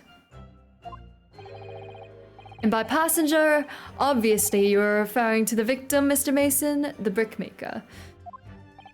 And then the other passenger had that knife in his hand like this. By the other passenger, obviously you are referring to the accused, Mr. Magnus McGilded. And then he plunged it down like this, just stabbing the other passenger in the belly.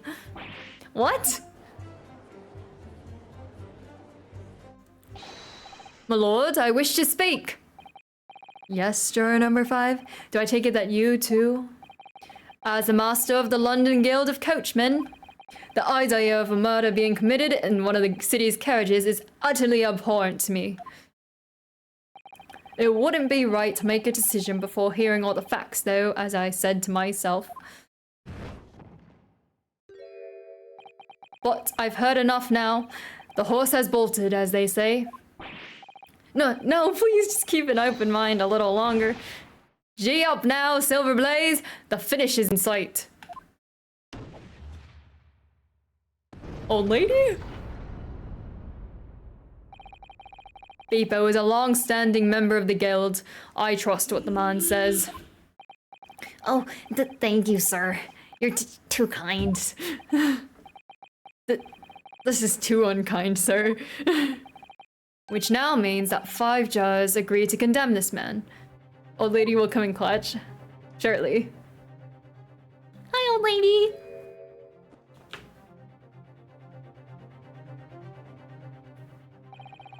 Madame Juror number 6. Yes, dear? What can I do for you?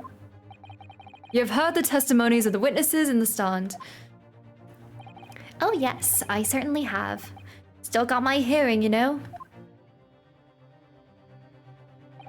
Then, pray tell, why are you yet to pronounce your leaning? She's knitting. Well, dear, the thing is, I'm a creature of habit, me. I always go to the park around this time of day and sit on a nice bench and get on with my knitting.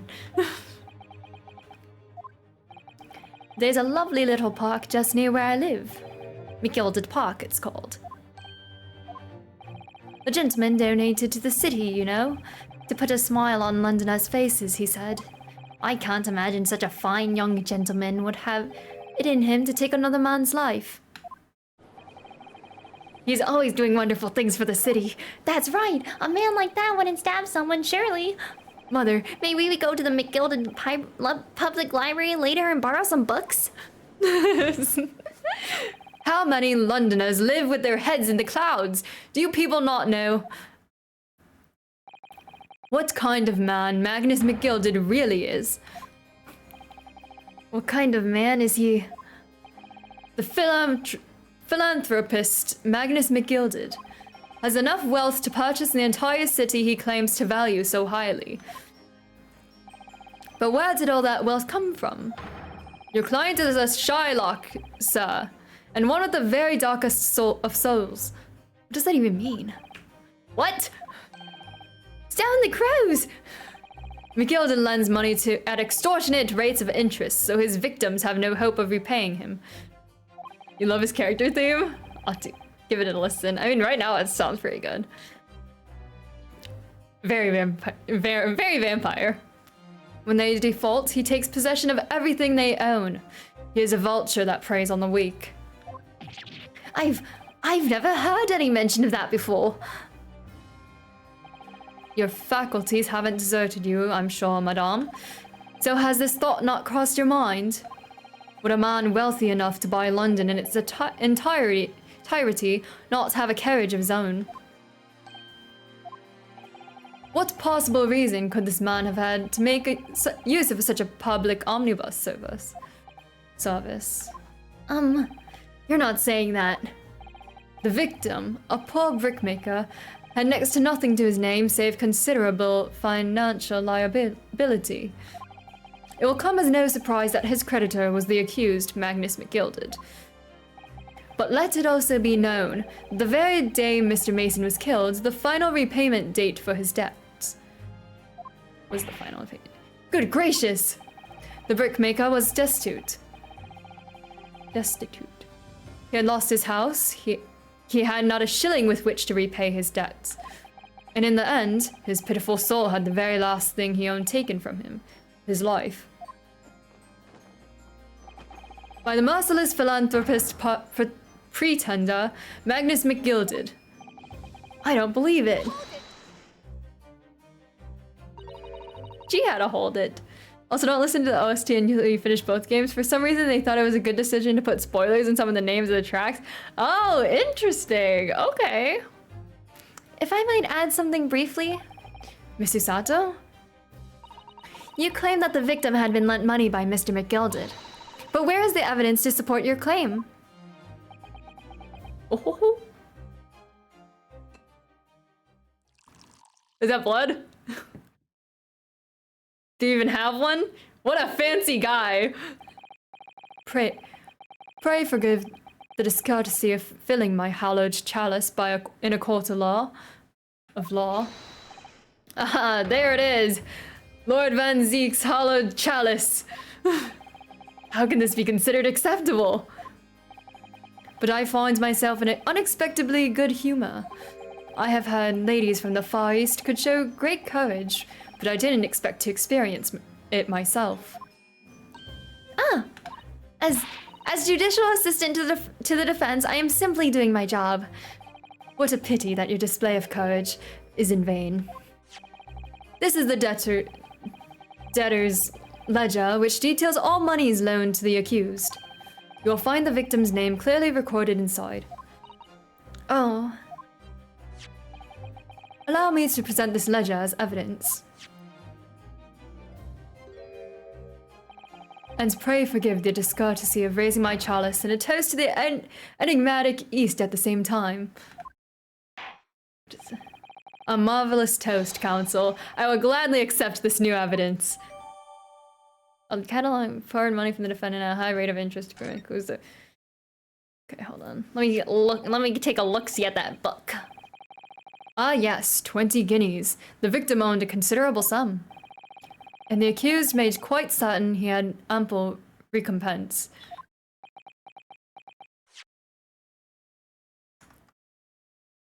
Can I look at that? This portfolio must contain all sorts of secrets of London's gentry. Oh dear. Do you really think we ought to look inside? Well, it's not as though we know any of London's gentry personally, is it? Apart from our great detective friend, perhaps. Actually, I wonder. I assure you we will not find Mr. Sholm's name inside. Well, let's see what we find.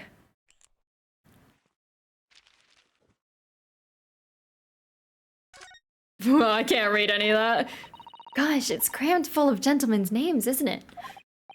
Well, I suppose they're probably not all gentlemen at all, are they? After all, not everyone in this country is well off. Ah, goodness! What is it? Look at this! Do you see the name here? Bruce Fairplay. Does that mean something to me? It does sound strangely familiar, actually. Bruce Fairplay, the witness testifying at this very moment. Oh, yes, of course, the banker. Why is his name in here? Ah, he borrowed 20 guineas, did he? And look, the repayment date is fast approaching. It's possible that this is just a coincidence, of course, but this could be very useful information. Are they suggesting that, Bruce Fairplay may have committed the murder?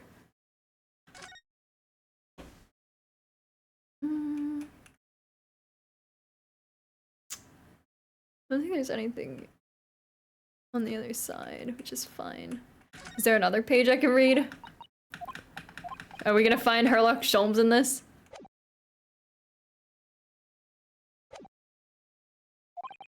Well, it would seem I've had the wool pulled over my eyes. Regrettably, madame, that is the modus operandi of the accused. And it is such a pretty little park, too. What a scoundrel. Oh, she's angry. Still. Maybe it's all for the best. Ah, wait a minute. Let's think about this a little before. I don't stand for nonsense.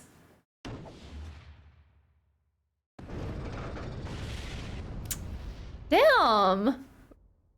Okay, he's cooked. That was it. The last juror's decision.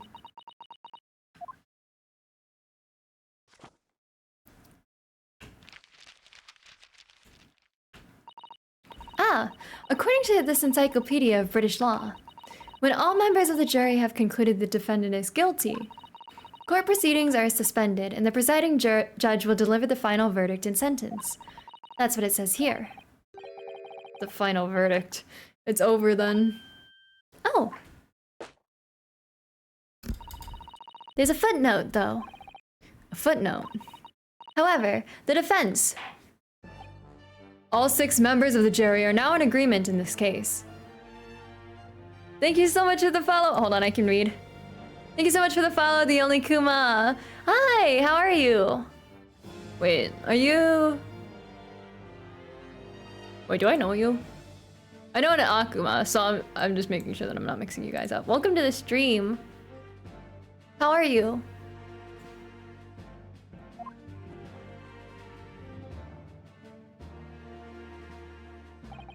Allow me to convey my respect for your swift and righteous decision. According to the laws of this country, I will now conclude the trial. I'm doing okay. I saw you playing the game that I've been wanting to play. Oh, have you never played this before? This might be a bit spoilers then. We're in like episode 3. By delivering my final verdict, I trust there are no objections. I object. I have, put me in, coach. We have a lot to throw out, well, a lot at play that I'd like to present. Miss Usato, just tell me one thing. Oh, yes? You were in the middle of saying something before. The footnote in your encyclopedia of British law. However, the defense... What did it say next? Oh, yes, of course. One moment. When all members of the jury have concluded that the defendant is guilty, court proceedings are suspended and the... Did you remove the custom drink redeem? Did I? I might have removed it because I don't have time to draw, but I can add it back and add you to the queue, the very, very long queue, which I should probably be working on. You know what? My plans just keep getting clearer. I'll work on it after I graduate. Let me check. Let me look. Oh yeah, I did. Okay, I added it back. It might be there if you refresh. Court proceedings are suspended and the presiding judge will deliver the final verdict and sentence. Then the footnote says, however, the defense has the right to demand a summation examination of the jurors at this point. Oh, thank you so much for the raid, the only Kuma. I really do appreciate it. Welcome in, Raiders. I'm Zay, cyberpunk bartender, VTuber, and occasional flesh tuber. My word must have just still going on. Raid, get down, Miss. Thank you for protecting me. Welcome in, Raiders. I'm Zay, cyberpunk bartender, VTuber, and occasional flesh tuber. I stream Ace Attorney, and I Amori and Monster Hunter and whatever the heck I feel like. But how's your stream, Kuma? Let me give you a shout out. I know you mentioned you wanted to play this game, but I'm not sure if you have, so I won't proceed until you tell me that this won't spoil you. So, if that's okay. If you need to get water, if you need to get food and raid and run, that is perfectly okay if you want to avoid spoilers, but I didn't notice I was streaming for 9 hours. Yeah, this is actually a longer stream than I normally do. I usually just go for like 2 hours normally. But I was like, I want to get back onto the regular pacing of Ace Attorney, which means like every stream we finish one part, you know? I love your model. Thank you so much. It's a pre-made model or customizable model because I got, well, it's made by YouTuber, which was on Etsy, but I don't think they're on there anymore. And I can't track down their socials anymore. So I don't know how to contact them about it, but thank you so much. I am planning on debuting my own actual custom model next year, hopefully, whenever I finish rigging it, but I hope you had a great stream. How was Valorant? You win any games? Or were you playing like casual? Were you playing comp? Welcome in Small Bic and welcome in Tilted Dakali. Okay, sorry, I can read. I won games by 2 EP. Oh, I understand. I understand. If it's late where you are, then don't worry about it. 9 hours of streaming is actually crazy, though. I don't know. I just don't know if I could do that. Unless it's a special occasion. I usually save my long streams for special occasions, but lately I've been streaming longer. This is purely to procrastinate and also get us back onto the track of doing like one part of Ace Attorney every Ace Attorney stream, you know? I live in Asia, so I was streaming at 10 p.m. to 8 a.m. already. What the heck kind of schedule is that? Hello? Surely you weren't playing Valorant the entire time, right? Also, I'm gonna continue if that's okay. A summation examination. Objection. You were playing League a bit too? Oh no. Oh yeah, wait, they got a new character, right? Oh man, I missed that. Oops, I didn't mean to miss that. I heard they got a new character. Objection! A summation examine. Oh shit. Okay, hold on. From which century has that tome you've been resurrected? Ah. Judging from the binding, I would say that book is at least 50 years old. Any modern text on British law wouldn't even give such an antiquated procedure a mention. It's a relic, long forgotten and certainly no longer practiced. So you're out of luck. Oh. What even is it, Miss Susato? This so-called summation examination. Oh, one moment and I'll read about it. You would demand the right to a procedure before you even understand what it entails? Typical. Damn! Alright, Miss Naruto, I think I understand. It seems that under this procedure, we would be able to appeal the members of the jury. To do what, exactly? Appeal to them to change their leaning and reverse their decisions.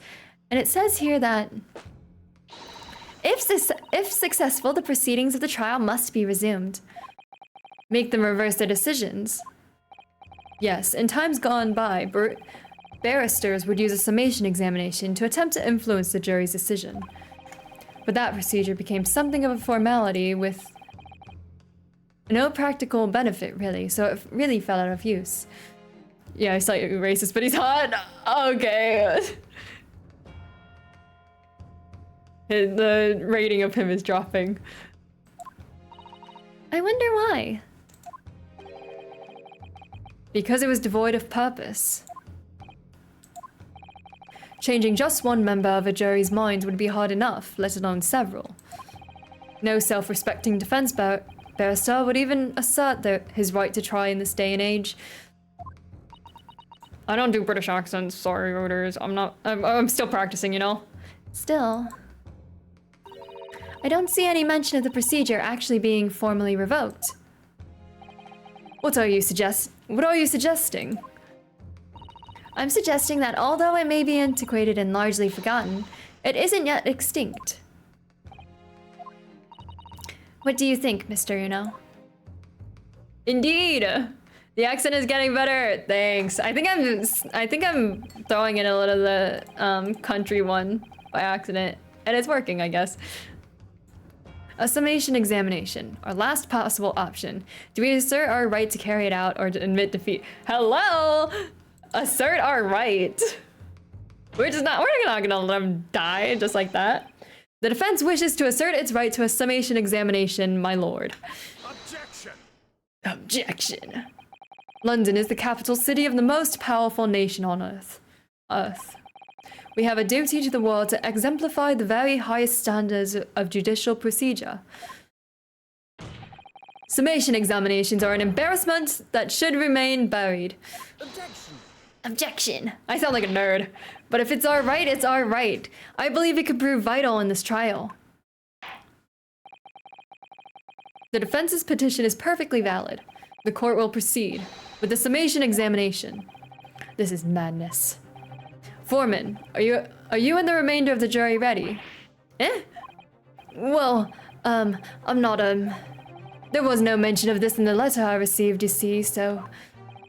All members of the jury will be asked to explain on what grounds they have reached their decision. On what grounds? You must all justify your decisions and explain why you believe the defendant to be guilty.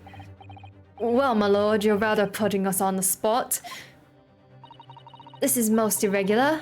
No mention of this was made before. I don't really hold with all this justifying lark. She's typing away. Wait, so she's typing all this stuff from that we're saying? Is that it? That seems to have thrown the jurors off. It seems that none of them have experienced this before. All right then, the summation examination. A defense procedure no practicing lawyer has attempted for years, is it?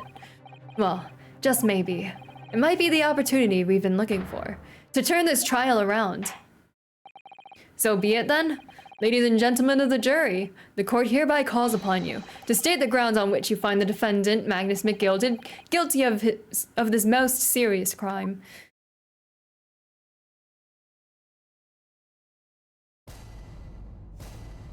Can I press them on their stuff? There was no one else inside the carriage at the time, so it has to have been him. I trust the driver. He has an excellent memory, it seems. 4 passengers with fares totaling 20 pence. He stuck the chap next to him just like this. Brazen, I must say. Absolutely brazen. I have simply typed and collated all the statements made thus far and drawn the logical conclusion. You can trust the guild. Fair fares is our motto. We haven't raised prices above 4 pence for years. The scoundrel stabbing that poor man on the floor. It's beggars belief. I'm really getting into the jurors. I'm starting to wish I hadn't pushed for this now. Some of the jurors didn't seem to have wonderfully formed arguments, though, did they? Well, let's see what we can do. We need to get these 6 people to change their minds. I'll have to throw everything I can at them. And use some very persuasive language. You basically have to find the contradictions among the jury rather than evidence. So, but like, do I press them on it? Is that it? Just, I press the jurors? Just a moment, Mr. Naruto. According to my book, that's not quite how it works. Oh? I thought I was going to have to thaw their icy minds with some heartwarming rhetoric about the defendant. Unfortunately, once the jurors have decided the defendant is guilty, they're unlikely to heed anything the defense says. But then, they've reached their conclusions by their own reasoning, you see. Your pleas will sound like excuses. In fact, it could recoil on you. The more you try to persuade them, the more entrenched they may become. Just press the jurors and it should be clear that a few contradict each other? Okay, perfect. Then what on earth am I supposed to do? Oh dear, I'm just citing what I've read about British law, Mr. Naruto. Right, I'm sorry. Do you have any idea how to make this work then? Well, from what I can understand, the key to this procedure is using the jurors' own words to make your arguments. What do you mean? Well, the 6 members of the jury are randomly selected members of the public. They may appear to present a united front, but the truth is, they are complete strangers who just happen to find themselves here in the courtroom together. And that's the way to break them down, you mean? Yes, exactly. We must listen very carefully to what each member of the jury says, and see if we can identify any contradictory statements. If we can, we then contrast the statements and pit the corresponding jurors against each other. I see. So it's contradictions in what 2 or more jurors say that we're looking for. In a way, then, this is similar to a regular cross-examination. Oh, yes. I suppose you're right. I don't remember what the jurors said. I know they'll tell me again, but no one inside the carriage, so it must have been him. These 2 contradict each other. I could see. Wow, I'm so smart. There was someone else sitting. I mean, these 2. These 3. This is saying that there's multiple people in the carriage with them, so. Or, well, no. Well, no one else inside the carriage. The victim and him, okay. I typed and collated all the statements made thus far. You can trust the guild. Fair fares is our motto. We haven't raised prices above 4 pence for years. 4 pence, 20, totaling 20. So that contradicts. Okay. 2 and 5. Stabbing him on the floor and stabbing him next to him. Okay, there's 2. I got that much at least. Find contradictions in their statements and pit the jurors against one another to break them down. All right, I might be able to pull this off. No, that's not right. I have to pull this off. I'm in his head. Can we start proceedings, counsel? I would ask you to take the stand for this. I'm expecting a clear and concise rebuttal. Yes, my lord. Ooh, look at me. Do I get to do fancy poses like Herlock?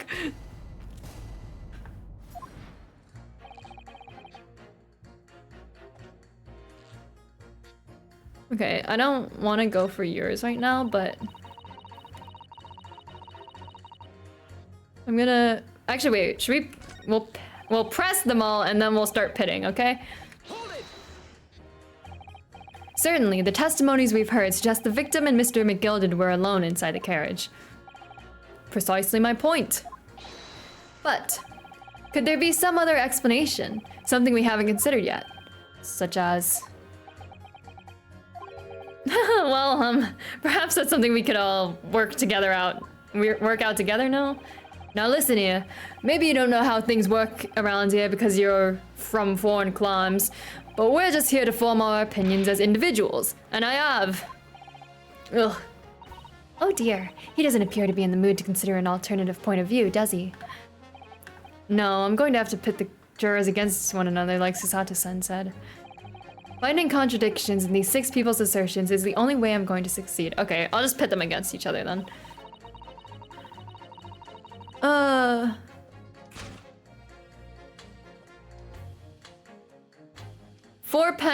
20 pence and 4 pence. Pit. Those 2 statements clearly contradict each other. They do? Explain yourself, Counsel. Me? Oh dear, what have I said? I don't remember. I swear on Silver Blaze's mane and name, I haven't the first idea what you're talking about. According to the group testimony we've heard so far, there were 4 passengers on the omnibus on the night in question. And according to the coachman, Mr. Beepo, he took 20 pence in fares. Quite right. I have those precise details typed neatly here in front of me. And juror number 5 also told us the following. The fare for the omnibus is always 4 pence. That is it. A fair and convenient single price. Just the way London's carriages should be operated. But that doesn't add up at all. In fact, it leaves a glaring discrepancy in the facts. Why, man, why? 4 passengers paying 4 pence each. If you do the multiplication,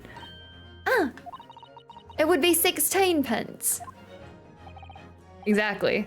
As I said, it just doesn't add up. The figures are different. By 4 pence, in fact. Or precisely 1 person's fare. 1 person's fare. Yes, in other words, on the omnibus that night, it's distinctly possible. There was another passenger we've heard nothing about. Good gracious. Well, how would she wasn't there, so how would she know the, you know, that it there was another person there, right? This can't be right. The coachmen of the guild are good, honest men, one and all. Trustworthiness is our watchword. The figures our coachman claims most certainly do not add up. Your watchword, good sir, is a fallacy. I beg your pardon? Mr. Guildmaster, I think you ought to consider that if this trial were to end now, the news will surely spread all over London. The news that one of your coachmen tried to hide the fact that he lets nefarious characters ride in his omnibus. Alright then, how do I make it so this miserable trial doesn't end, Just look at her. She's so smart. Well, according to my book here, you simply launch a ball of fire into the innocent side of the set of scales. Now hold your horses there, coachman. We were all in agreement. Why do you have to go and... Wait till I get my hands on you, Beepo. I know I give him the same accent, but I don't have much variation. Oh, ho, ho, look how the fire has flamed. Oh, this is all very irritating. Begging your pardon, sir, I'm going to do the same. Oh. This is 100% accurate to UK chords, by the way, really. Fire and all. For the love of Mike, not you as well. A penny can be the difference between a smile and a tear, after all. I certainly can't put my trust in someone who doesn't follow my exacting standards in financial matters. Oh, really? I, for one, think it's only proper that we hear from the witnesses again. Yay! Oh my god, that was so cute of her. Oh, well done, Mr. Naruto. You did it. If we can manage to change 2 more jurors' minds, we can force the trial to continue. 2 more. Actually, there is something else that's bothering me about a couple of their assertions. Then that's where you must strike next. So I need to pit 2 more jurors against each other and show there's another contradiction in their assertions. Exactly. You can do it. Well, the scales of justice have shifted, but they still weigh heavy on the side of guilt. Counsel, you have the floor again. Continue with your summation examination. I'm changing my leaning to innocent. I would like to hear what the slipshod bookkeeper has to say for himself. He stalked the chap next to him just like this. Brazen, I must say. Absolutely brazen.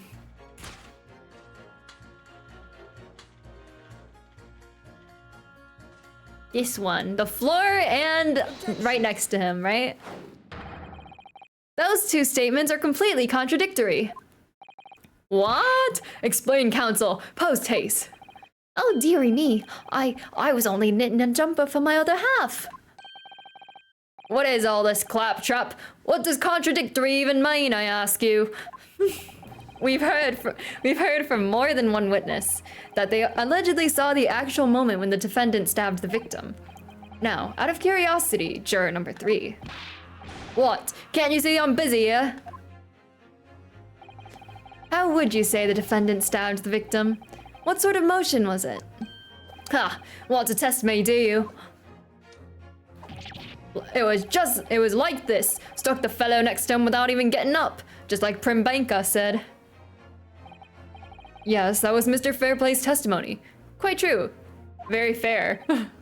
Now then, juror number 6. Oh, is that me, is it? What can I do for you, young man?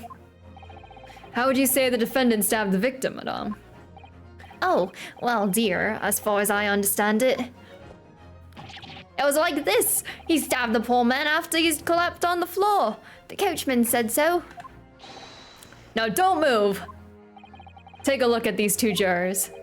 He stuck the fellow next to him without even getting up. And he stabbed the poor man after he'd collapsed on the floor. Well, I never. They're stabbing in totally different directions. Maybe it's both. Maybe they give him a good old 1-2. What? Bless my stitches! What a muddle!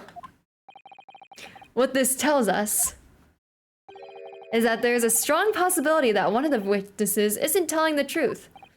Oh! But why? Why the dickens would they lie? I don't know that yet. But what I do know is that if the trial ends at this point, we may never find out. We may never know the real truth. Ladies and gentlemen of the jury, can you really let that happen in all good conscience?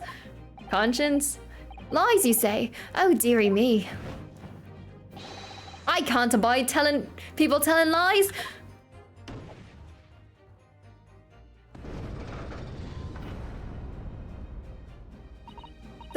The scales. I don't believe it. Don't believe it. We just get out of bed. You got this? Yeah, thank you so much for dropping by. I appreciate it. I'm gonna win. Trust me. Watch me finish this game in one night. No, I'm just kidding. Wait! Now hear this, my fellow jurors. I warn you, you cannot listen to this man. Look at him in his black suit. He's clearly some devious Western sorcerer using magic on us all. If I could use magic, do you really think I'd be putting myself through all this? Answer me, Dark Jinx. Huh? Me? What exactly is the problem? What of it if 2 witnesses have slightly different recollections of events? What of it? Let's say the Shylock did stab the victim as he was sat next to him on the omnibus. And this young dandy saw him do it. And now let's say the victim collapsed on the floor and then the Shylock stabbed him again. And this old lady saw him do it. Well, what's to say it didn't happen like that, Who are you calling a dandy, sir? Why, I should take this knife to you. Who are you calling old? Why, I should take this needle to you. Oh, they're ready to kill each other now. Then we get to, then that's an easy case to solve. But could the foreman of the jury be right? Do the 2 witnesses see 2 different moments of the same crime? That's out of the question, right? Because he only has 1 stab wound.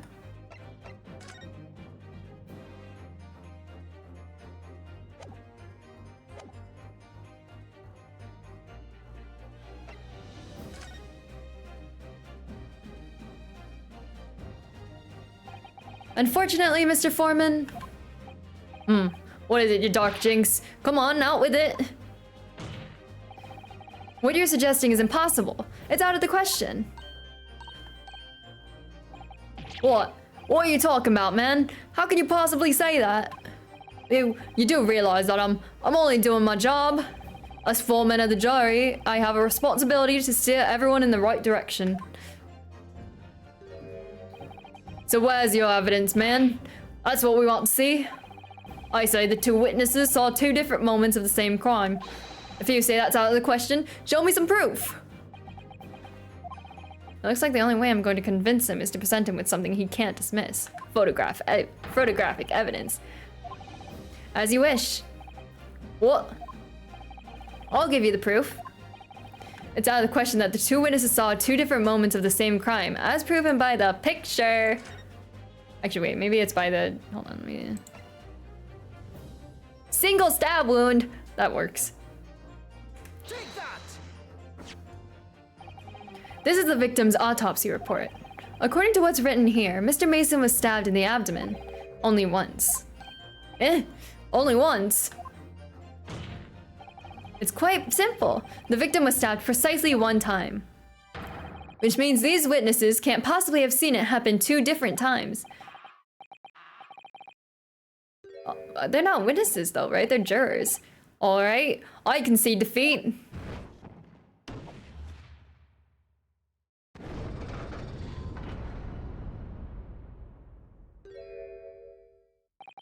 Wait, that means 4 jurors are now leaning to not guilty. We've done it, Mr. Naruhodo. We've won. What?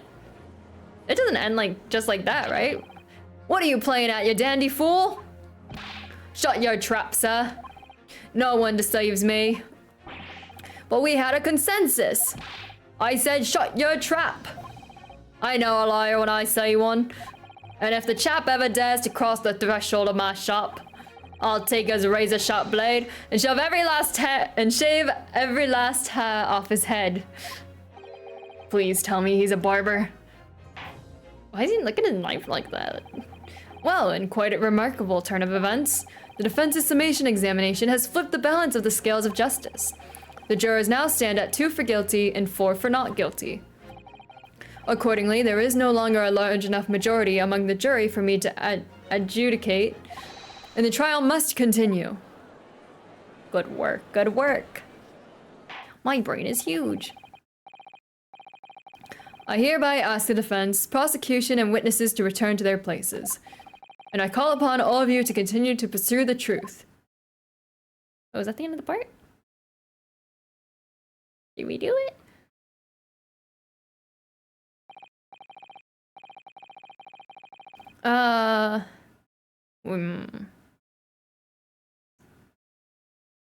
What do I tell? I forget. I think they prompt me to save. Hopefully they do. So, Lord Van Zeeks, continue to substantiate the case for the prosecution, if you please. Yeah, you need a drink after that one.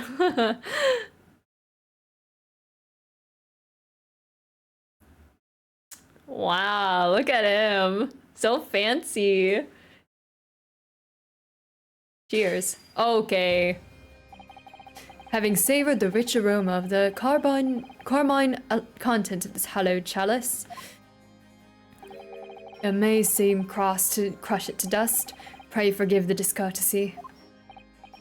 Lord Van Zeeks! Is it cold in here, or is it just me? As your antiquated tome no doubt says, the prosecution may not speak during a summation examination. So I honor a deathly silence and listen to the charade? It seems I overestimated the intelligence of the jury. Well, no matter. There is nothing so hard to prove as a self-evident truth, it would seem. No. And why else would we grant the courtroom with our presence after all? So, let us proceed to the next round of battle. Wow! Bring forth the witnesses once more!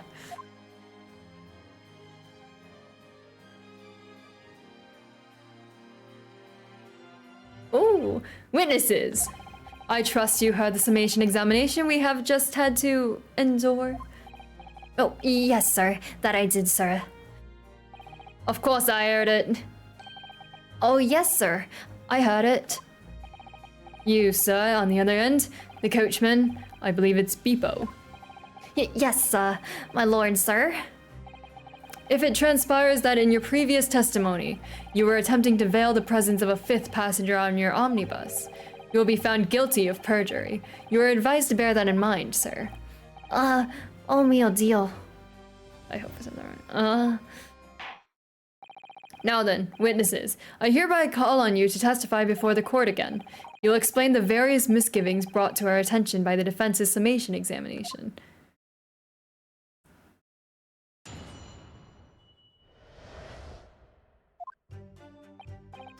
I only carried four passengers that night. I swear it. But Well, I for one was told I had to pay 5 pence for the bus. he fiddled us on the fare, he did. And then I saw that blood-curdling sight as well. It's all too much. I tell you, I saw McGilded stabbing that man. Everything I said before stands. Oh, yes. Yes, he stabbed him. Yes, he did. I think so, yes. That's not in alignment with what you said earlier. We'll do our little pressing on this and then we'll probably call it. Because, man, the stream is heckin' long. Counsel, make sense of this for me, please. The phantom 5th passenger conjured into existence by my land's eastern friend never existed.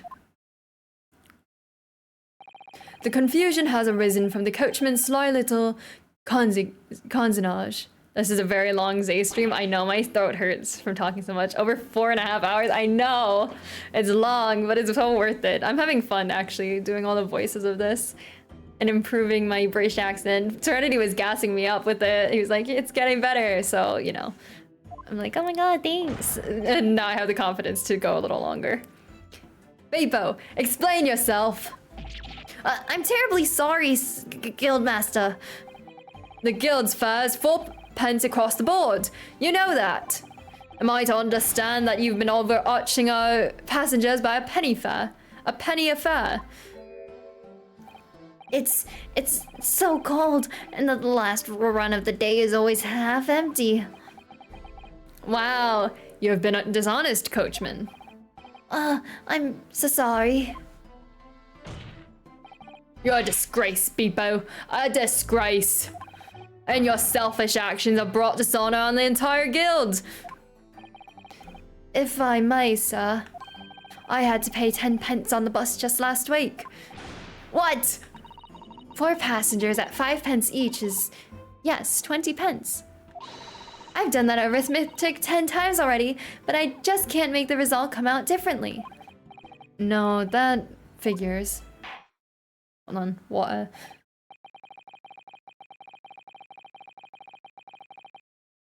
Well, it would appear that one of the aforementioned misgivings have already been explained.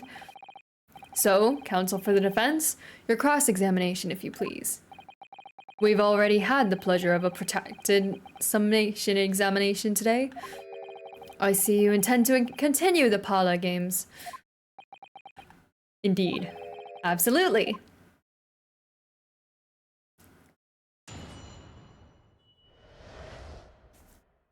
Various misgivings.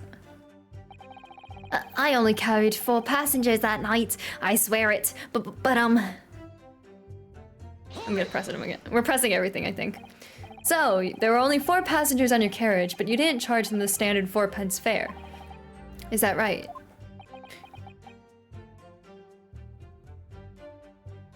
Why? It's impossible to make the last run of the day pay. I was so cold, it was all I could do to stop myself from passing out. I'm getting chilblains just listening to you. What the heck is that? It was terrible, so I wanted to give myself a pat on the back for even keeping the bus running. Doesn't a dedicated coachman deserve an extra penny per passenger? You're digging a deeper hole for yourself here. If only there had been a 5th passenger on the omnibus that night, then we would have had another suspect.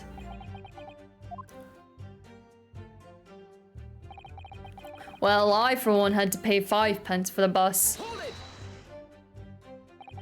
Does that mean everyone on board that night paid 5 pence instead of 4? Well, I paid 5 pence too, sir. And I just told you that I did. For a flat fare for 5 pence across the board. It's not something to be proud of. The so-called discrepancy my Lon's friends identified was nothing of the sort. Much like the phantom killer you so desperately needed, it's gone, dead, and buried. I'd have to have been happy if it ever existed in the first place. He fiddled us on the fair, he did, and then I saw that blood-curdling sight as well. It's all too much.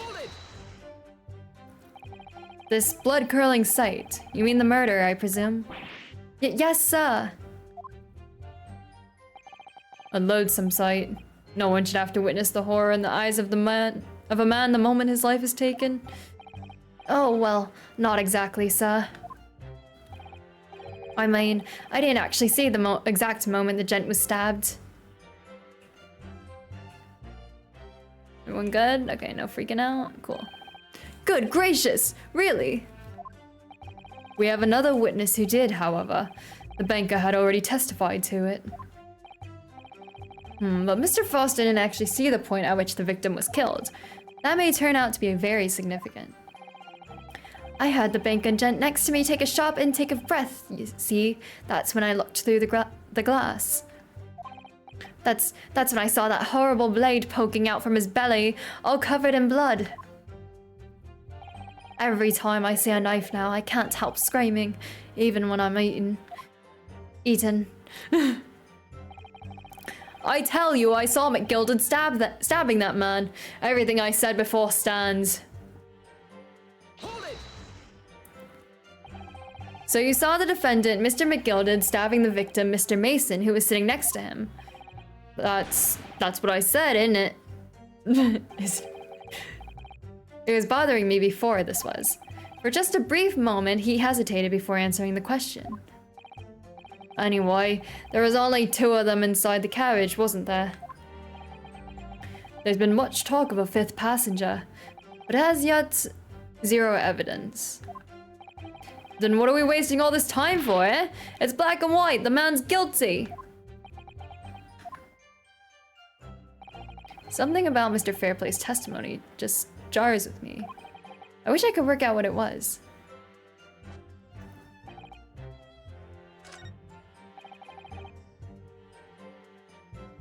Everything he said before stands, maybe? But... I mean... Oops, I didn't mean to go back so far. This one. Oh yes, he stabbed him. Yes, he did. I think so, yes. Earlier, you testified that you saw the moment when the defendant allegedly stabbed the victim, didn't you? Oh yes. Yes, that's right. You said the victim was on the floor and described the assailant holding the knife in an ice-pick grip. I suppose I might have, you know, yes, put the cart before the horse, maybe. What's this? Well, I'm quite sure about most of it. I was driving the horses when I heard a scream from the seats of the roof deck. Oh, I expect that was me, sir. Then when I turned around, yes, I saw it through the skylight. The gentleman was on the floor and the knife was sticking out of his midriff. That's right, yes, and the fellow holding the handle was the famous man, yes. Yes. So in short, you didn't see the moment when the victim was actually stabbed at all. I really thought that I did, but when I go over it again in my head, no, I suppose I didn't actually see the precise moment of stabbing, did I? Excuse me. Do you have something to say about that, Mr. Fairplay? Now you listen to me. I know what you're thinking. Hey, you didn't really see the exact moment the fellow was stabbed. What are the chances of that? Eh? Are you asking me or telling me? He's getting flustered. I might be able to extract some new information from him if I answer him cleverly. Could he have just happened to see the exact moment the crime was committed?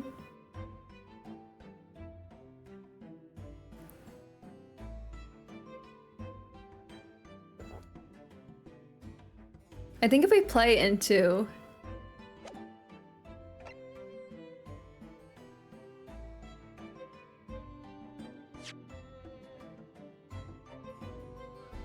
Could he have just happened to see the exact moment the crime was committed? What are the chances of that? Sorry, English is hard right now. I'm trying to be like... Okay. We want to play into the fact that he's getting flustered. And I want to agree with them. He didn't see the exact moment the fellow was stabbed. What are the chances of that? That is... What are the chances of that? Someday. No chance. Someday. Oh my god. I wish I could brain right now. I don't know how I'm gonna study after this. Hee hee.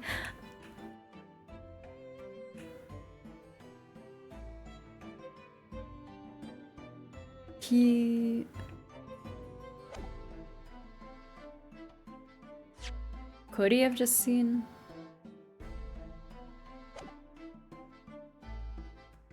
I think no chance is right. Well, it is a little hard to believe, certainly. Unless you spend your time peeping through a skylight on the top of the omnibus, that is. Peeping? I'm a respectable city banker, have you know? And I know what I saw. I remember it clear as a Ballarat day. It was a grim scene, I don't mind telling you. Thank you, Mr. Fairplay. Oh, excuse me if I was getting a little hot under the collar there, my lord. I would ask you to supplement your testimony with a clear statement about what exactly you saw. Oh, I can do that, all right. I'll tell you just how grim it was. Do you think I'd forget the sight of those blood-soaked hands after that butcher stabbed the man? Hold it! Blood-soaked?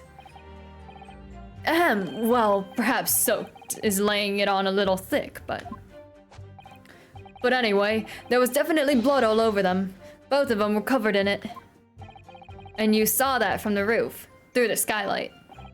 Well, the skylight's reasonably large, so I had a pretty good view. And there was a lamp on the inside of the carriage as well, so I'm sure of what I saw. Except his gloves aren't blood-soaked. This banker's latest statement. I feel sure that there's something not quite right about it. When you feel something doesn't add up, Mr. Naruto, that's when you should have a good look through the court record. Not long ago, this trial very nearly came to an end. Somehow we've managed to keep our chances alive here. I can't waste this cross-examination. I have to use it to bring some new facts to light. If you're not careful when you press these witnesses, the danger is that the jury will end up believing something unhelpful, as they did before. Maybe, but we can't let the fear of that happening stop us from uncovering important new information. Yes, you're so right. I need to pay careful attention here. I don't want to dismiss even a flicker of a reaction among these witnesses. Remember, if you happen to spot one of the witnesses reacting in a strange way, don't hesitate to pursue them as to the reason.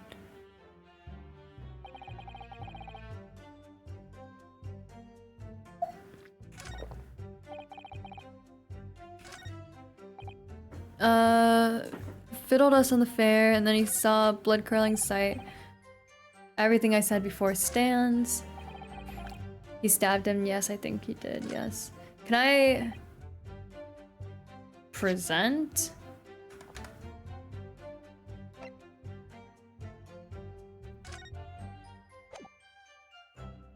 Will that help? The fact that these aren't blood-soaked?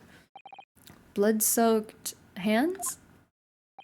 Well, I admit that soaked might be laying it on a little thick, but anyway, there was definitely blood all over them. Both of them were covered in it. Well, I'm very sorry to disagree, Mr. Fairplay, but that's more than a little peculiar. What? Here are the gloves worn by the defendant, Mr. McGilded, on the night in question. Oh, yes, right. And there certainly does appear to be a sizable dark-colored stain there. But, as I'm sure you can clearly see, it's only on the right-hand glove. Oh, ew. He's chewing his cane. In short, Mr. Fairplay, Your testimony is inconsistent. But, no, that can't be right. That can't be right. So you're the liar here then? Gah. That's right, you were quite clear about it. You said it was both hands. His chew toy, Jesus. Mr. Fairplay, if your last statement was a lie, it calls your entire testimony into question. You say you saw the moment the victim was stabbed, but is that really the truth? Oh, Objection! Vampire Man has an objection. It was a simple mistake. You can't justify accusing this man of lying. Yes, it wasn't both hands, it was only one, but the fact remains. The victim's blood was on the accused. Objection! No, Mr. Fairplay categorically stated that he saw blood all over both hands, which means there's a strong possibility that this witness was deliberately trying to mislead the court. Why? I'm a city banker, for pity's sake. My word should be the gold standard. I'm a gentleman, not some gutter snipe. Upstanding members of society don't prevaricate. I don't even know what that means. He's claiming to have no reason to lie. But is that really the case? Mr. Naruhodo, if we had some evidence to explain why Mr. Fairplay might be lying, it could turn the tide in this trial completely. I have evidence.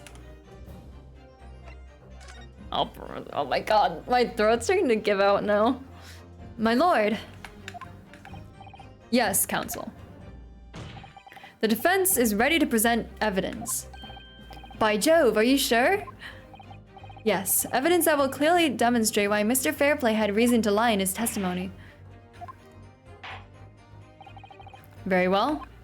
I hereby call on the defense to present its evidence. The evidence that demonstrate a motive for the witness's alleged deception of the court. Oops. Can I present this? Take that! Thank you. This is a list of the debtors who owe money to Mr. McGilded. Yes, a list of innocent victims crippled by the accused extortion. The point is, among the names of these debtors is your name, Mr. Bruce Fairplay. What? Mr. Fairplay, are you currently indebted financially to the accused? No. Well, it's barely worth being called a debt. According to this ledger, you owe 20 guineas. Not an inconsiderable sum of money, wouldn't you say? Well, what of it? Let's suppose Mr. McGilded were to be found guilty of murder. What would become of your debt in that case? These documents state that the loan agreement is forged between two individual parties. Therefore, were the creditor, the defendant here, to be sentenced to a capital punishment, all outstanding debts which were owed to him would be annulled. They would cease to exist. Cease to exist? Excuse me. Mr. Fairplay, is it not the case that you claimed in your testimony to have seen something you never in fact saw, in a devious attempt to annul your debt of 20 guineas to the defendant?